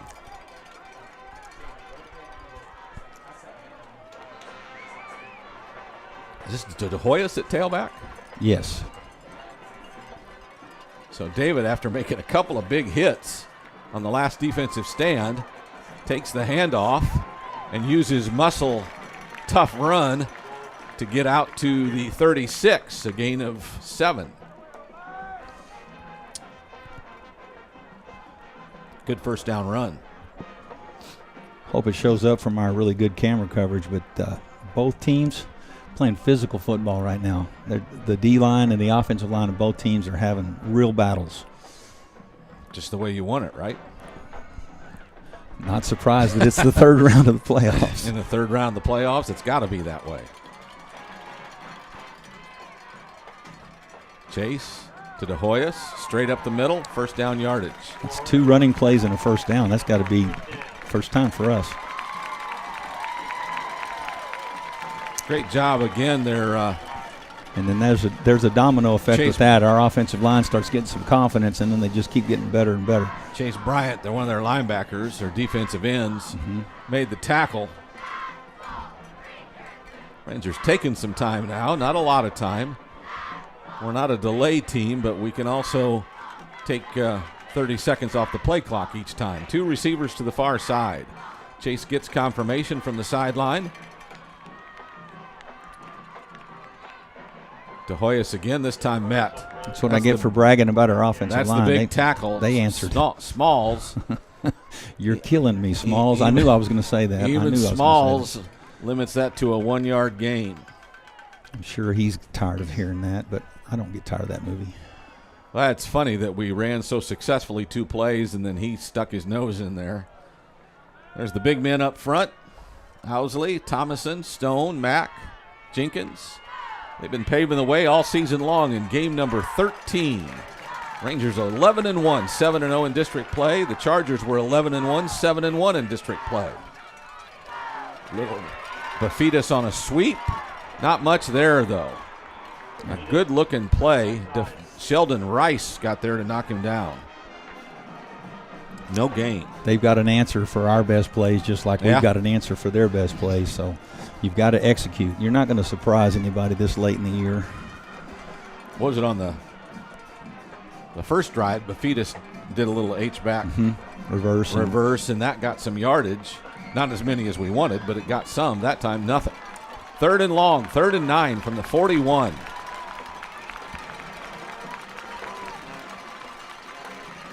Play action. He's got Clark. He's open. He wow. That would have been a great drive route. It just didn't execute it. Yeah, he did about a 25-yard out route, 20-yard out route, and he just threw it over his head. Ball might be slippery. You never know. Chase missed him on that one as he talks with Coach Hill. And we'll come back to that. That was good execution, except for the incomplete. That's the younger Coach Hill, coaches our quarterbacks and calls a lot of the offensive plays. I knew that. Amaya on, low snap, gets it, and then puts an end-over-end kick that won't be fielded. It'll roll, but roll out of bounds. Only about a 30-yard kick, but no return as they'll spot the ball at the 29, I believe. Well, they haven't shown any reason to want to throw the ball a lot, even though they have the win, but this will be their last drive of the day with the wind in their back. Yeah. Minute 33 to go, third quarter.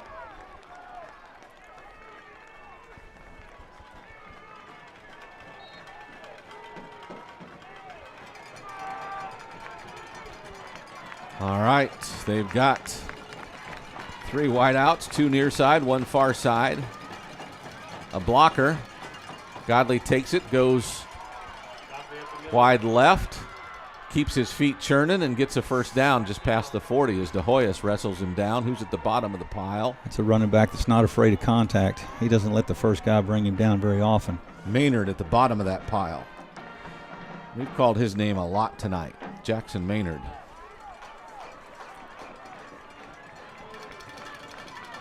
This play action. He wants to throw. Far sideline. And I don't know. Did he get a foot down? I think he caught it.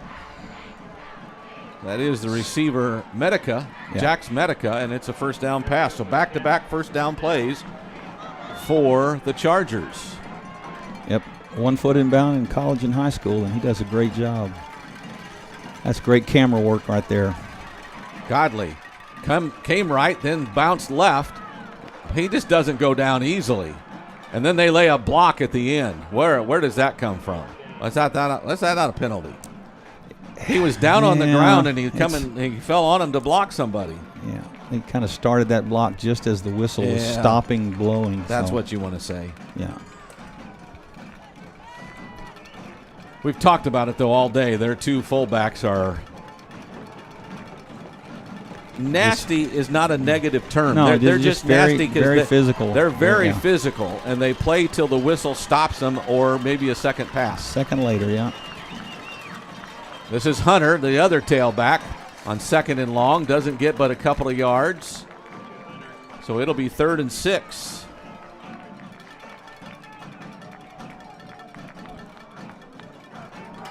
And that'll be the end of the quarter. That will be the end of the quarter as the third quarter comes to a close. The Rangers lead it 28-13. We'll be back with the fourth quarter after this on the Rangers Network.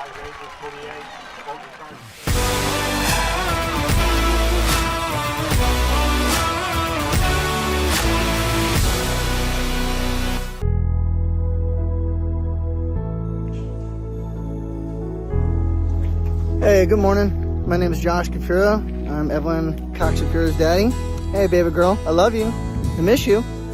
For you guys that didn't know, this Friday is Veterans Day.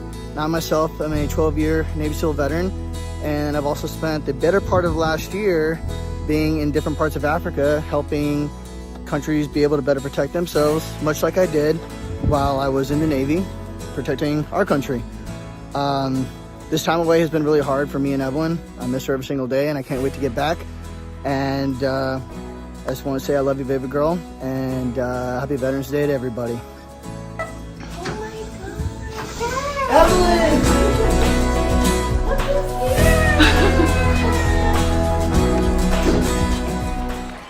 Patrick Williams is looking to his sideline with his hands up on 3rd and about 5, a long 5. A little jet sweep to Hunter.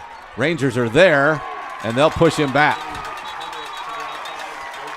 Gavin Woods gets a couple of extra words in there as well. Lucky to get a flag, but if they're not going to flag on the late hit on the block, they better not flag that one.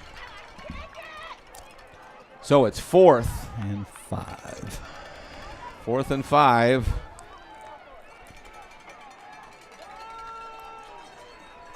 They're obviously going for it because they've been doing the whole game like this. And in plus territory, you knew they would.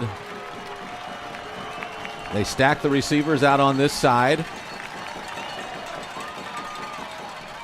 Play action. We got pressure on him, and we'll pull him down. That is McLean Garrett again in the backfield, and that's the turnover on downs. Really great play. Really great play. It's a pretty good package that they have. You're going to run the ball inside or outside, or you're going to let the quarterback take it out the other way. So anytime there's play action, we're there. Yes, and Smithson Valley did a good job of taking care of all of those. So the ball goes over on downs. Smithson Valley has the ball at their 48-yard line. So plus territory again for the Rangers. Eat some clock. Go score. We've played almost a minute in the fourth quarter. Rangers up 28-13. Sinlick will keep it straight up the middle. Got a block from his blocking tight end. Quarterback's a little shaken up. He's a little shaken up. He's not getting up quick. Ranger sideline trainers are out. He's holding his midsection, isn't he? Looks like he's got a hold of his arm where left people, arm? Yeah, maybe shoulder. I don't want to say anything yet. Ryland Walker gets loose on the sideline as the trainers attend to Chase Sinlick, the Rangers starting quarterback. Quarterback that's had a remarkable year through his first interception of the season in the first half. Came back with 2 touchdown passes after that, so has 26 touchdowns and 1 interception. Goodness. That's a storybook type of season, isn't it? You're growing up and you want to play in high school to have 26 touchdowns and 1 interception. He's not putting much pressure on that right arm. Let's see what he's got. Yeah, he's got the right arm tucked in, and he's kind of walking slow. So this may be the last we see of him today for sure. Get to the next round. Hopefully he's okay. Yes, indeed. Rylan Walker, the junior, 296 yards and 2 touchdowns on 33 of 43 passing. The clock runs. Now we go under 11 minutes to play. We know he can throw. We also know he can hand off, and he is solid at what he does. Play comes in. Play clock goes under 10. Eating up clock on the play clock, time on the play clock is important too. He checks the defense. Bafidis moves from right to left. We'll give it to Lance, who gets bottled up but breaks a tackle and squirts ahead for a couple of more. Almost got a first down. He'll be about a yard and a half shy, so give him 3 on the run.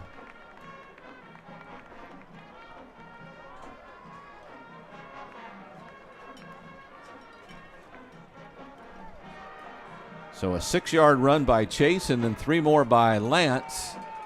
And it's 3rd and 1 from their 49. Let's keep the drive going as the game clock goes under 10 minutes to play in the game. Again to Doug, straight up the middle. I believe he's got it. He's got a first down.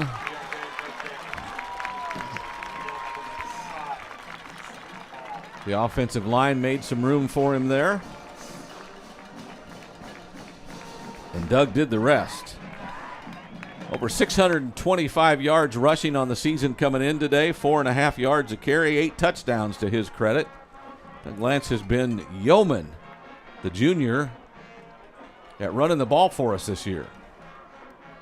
Yeah, the other 2 backs or 3 backs get some glamour, but he does the hard work, it seems to me.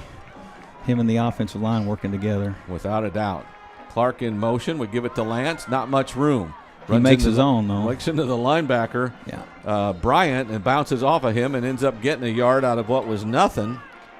But it is 2nd down and 9.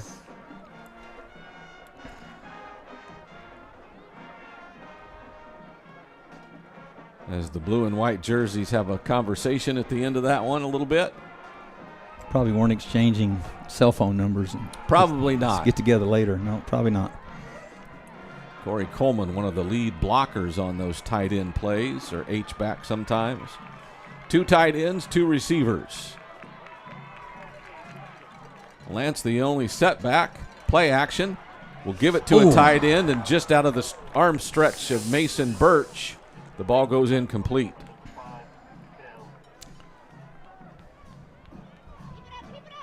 Quarterback's excited about getting in the game. He's gonna do well on his next throw. Just a little too much on that one. A little too, what's that, low and away? Low and away. Low and away. Just a bit outside. So 3rd and 9 will play clock, or the game clock stops at 8.5 to go. Be interested to see if they let him throw on 3rd on a passing down, if you will. That wasn't a passing down per se. Couple of wide outs, a tight end near side. 2 backs in the backfield. Play action. He's looking long for Hunt, who does a stop. Yep. And there's interference as they grab him going back. That's Joey Mahoney. So you call those a back shoulder throw? That's tough on the defensive kid. That's tough. Well, you hear it in college and in the NFL. It's impossible to cover without grabbing him sometimes. Pretty dang hard. And as TJ stopped and started to pivot, he did start to slip a little bit, but he got grabbed. And the 15-yard penalty on pass interference puts the ball now at the 20. And another first down.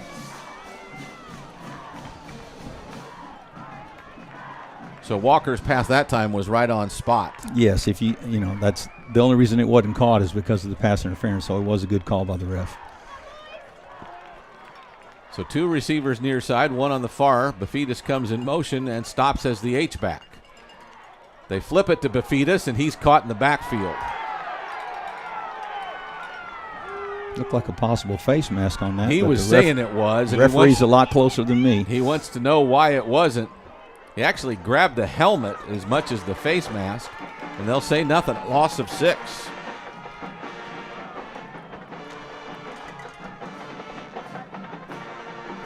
This will be the 7th play of the drive after the penalty, which doesn't count as a play. It's 2nd and 16 from the 26.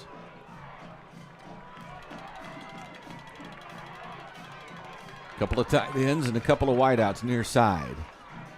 We give it to Lance going far side. And on 2nd and 16, we stay conservative, and he gets basically no gain.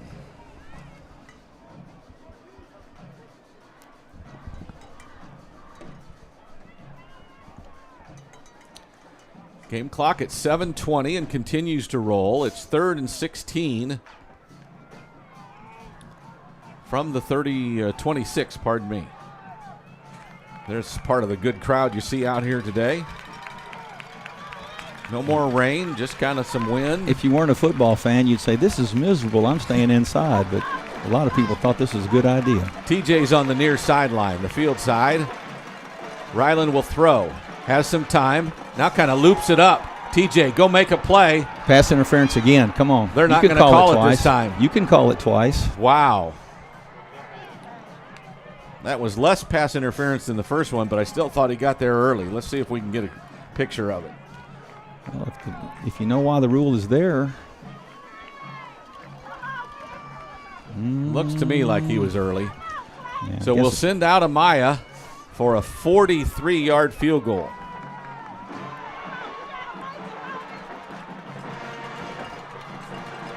Game clock under 7 now at 6:46. The snap, the hold, the kick is good. Wow. There it is. A 43-yard field goal by Clayton Amaya. If we get a camera of the holder, that slippery ball was hard to handle. He did a great job. Yes, he did. Great job.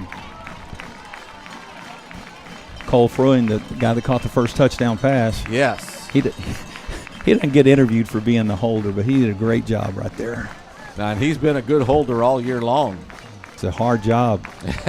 Smithson Valley's. They only notice you when you do something wrong. Well, one of Smithson Valley's assistant coaches, Jacob Ulbrich, was the unsung hero. He's a holder for us for 15 games, I believe, and he did a great job too.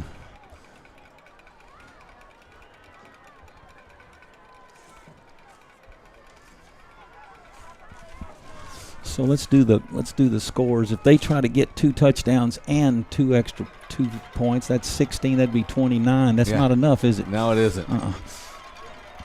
No, it isn't. 6:38 to go. Fulshear. That's hard math for me right there. I took a chance that I was right while I was saying it out loud. Hunter and Collins are deep. Mahoney's in the middle, about 5, 6, 7, 8, 9, 10 yards in front of him. Amaya will kick with the wind at his back. I don't think there's any chance this will be returned. But I've been wrong before.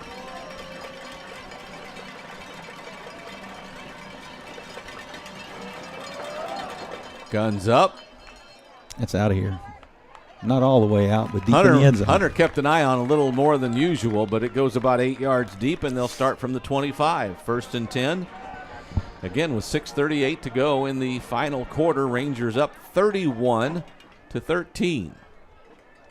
Be interesting to see if they just continue to run the ball and hope to pop a big one. I don't think they or can. Or if they abandon that. Well, they need 3 scores. One of their touchdowns was a long run, and their backs are pretty good. So if you're committed to running the football, this doesn't scare you. But Smithson Valley's still going to have to make tackles to get off this field. Fullbacks aren't on the field. They've got both tailbacks out there now. The Hunter, the one tailback, is out wide left here. Now they motion the tailback out and throw long down the middle. And the Rangers are the only one there. Yeah. Their receiver had a conflict, Jacob Collins, with the defensive back, but now everybody was doing their job. You're kind of committed to throwing the ball now on 1st and incomplete.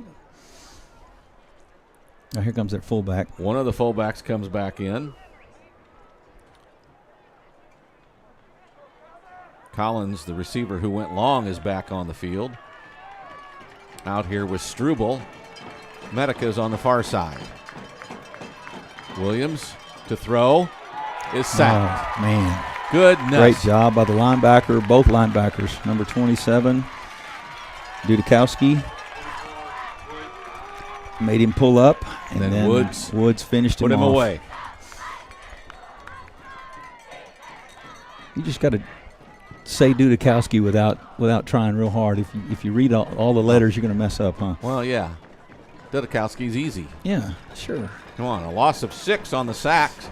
Don't get me in a spelling contest. It's 3rd and 16. Now from the 19. Find that play in your offensive playbook. Well, they're gonna think about it. They just called timeout. They did indeed. I have to look on the back page to find a play for that.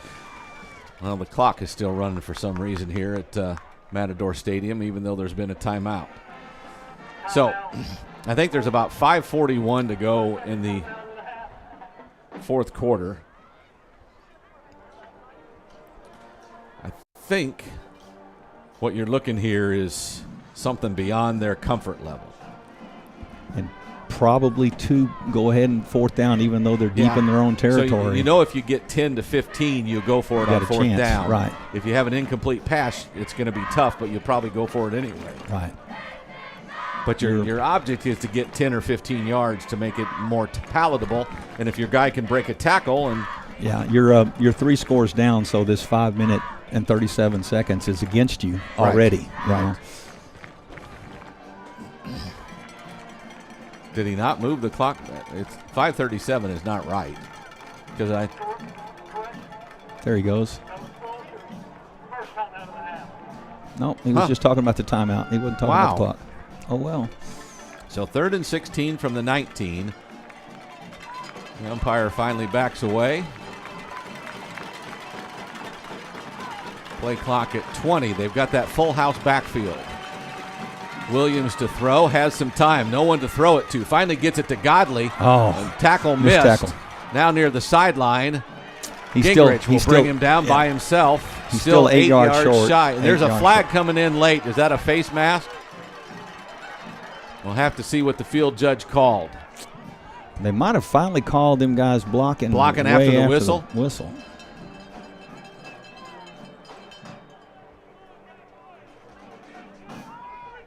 Coach Hill's talking about making them decline it. After the play, unsportsmanlike conduct. So it's after the play. Still 4th down. Still 4th down.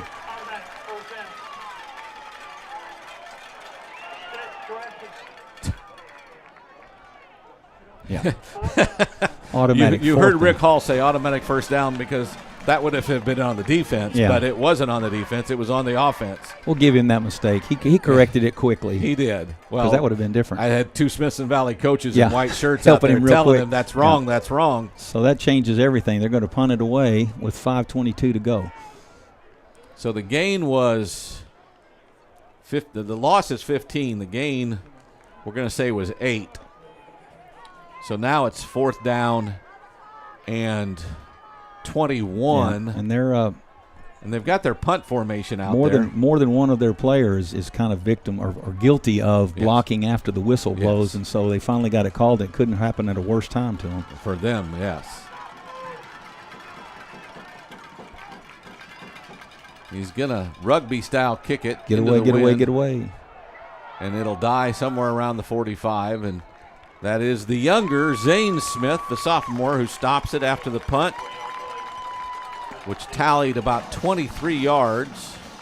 And the Rangeville will start and maybe be able to run out the clock here with 4:59 to go. Yeah, like you said, Fulshear got out of their comfort zone, and Smithson Valley was able to stop them. And then the penalty really hurt them. So in plus territory again. Let's see how many times that happened today. 1, 2, 3, 4. A couple of those are really good punt returns. A couple of those are 5. Just good defensive plays, and one bad punt. Yeah, the 6th possession of the game where we've been in their territory to start. That's that would be a successful afternoon. And you don't even see that on the stats sometimes, but that's a great place to start. Rylan Walker in at quarterback, some motion. Lance up the middle, gets good surge, good move by the offensive line, and he'll get about 6 yards. That's De Hoyos. It is De Hoyos. Good call on that one. They both run very physically. David a little more foot speed. Bafita's back in for Coleman. He'll likely be the H-back. Clark and Hunt, the two wideouts in the huddle. Play clock nears 10 as we break the huddle. Game clock at 4:20 and counting down. De Hoyos again, bounces outside left, has the sideline, doesn't want to run out of bounds, but he does to stop. Well, they don't stop the clock, do they? I believe they will stop the yeah, clock they did when you this go time. out of It just bounds. stopped. It stopped late. It's a first down run.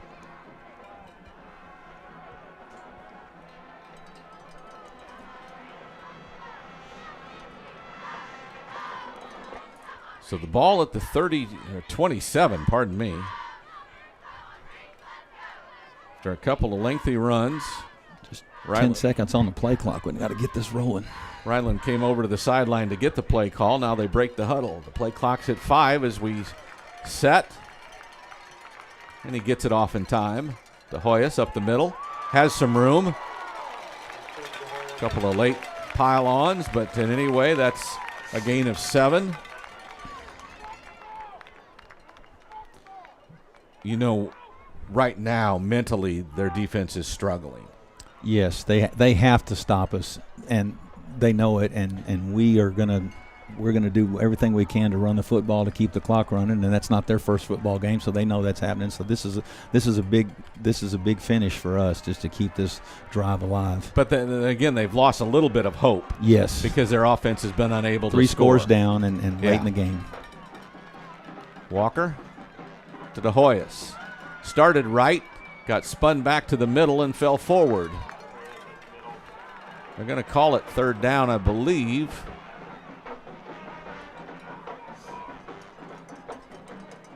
We'll see. Ball at the 18. They need to get to the 17 for a first down. So tough running on that one. Not so much room. That's Will Mack, a junior offensive lineman that just came off the field. So 3rd and 1 from the 23. I'll let the clock run down and then kick the call They're timeout. going to call a timeout. Call timeout, yeah. Timeout, Smithson Valley.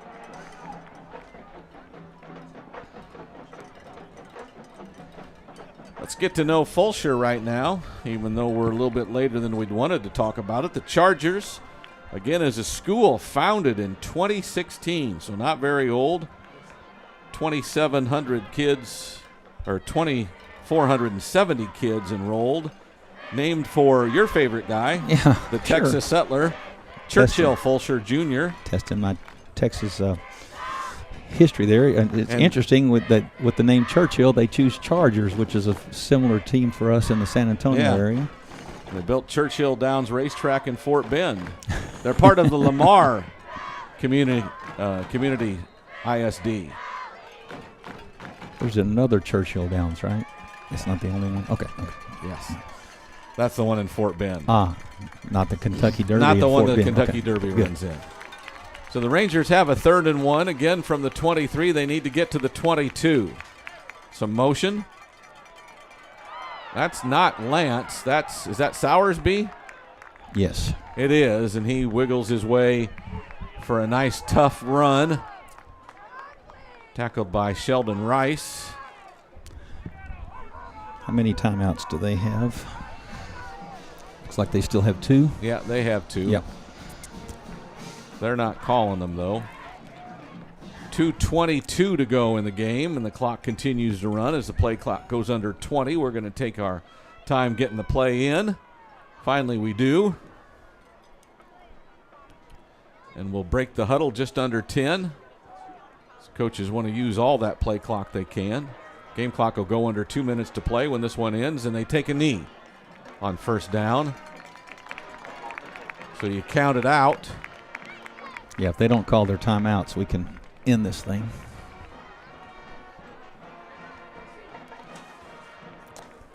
So the Rangers advance.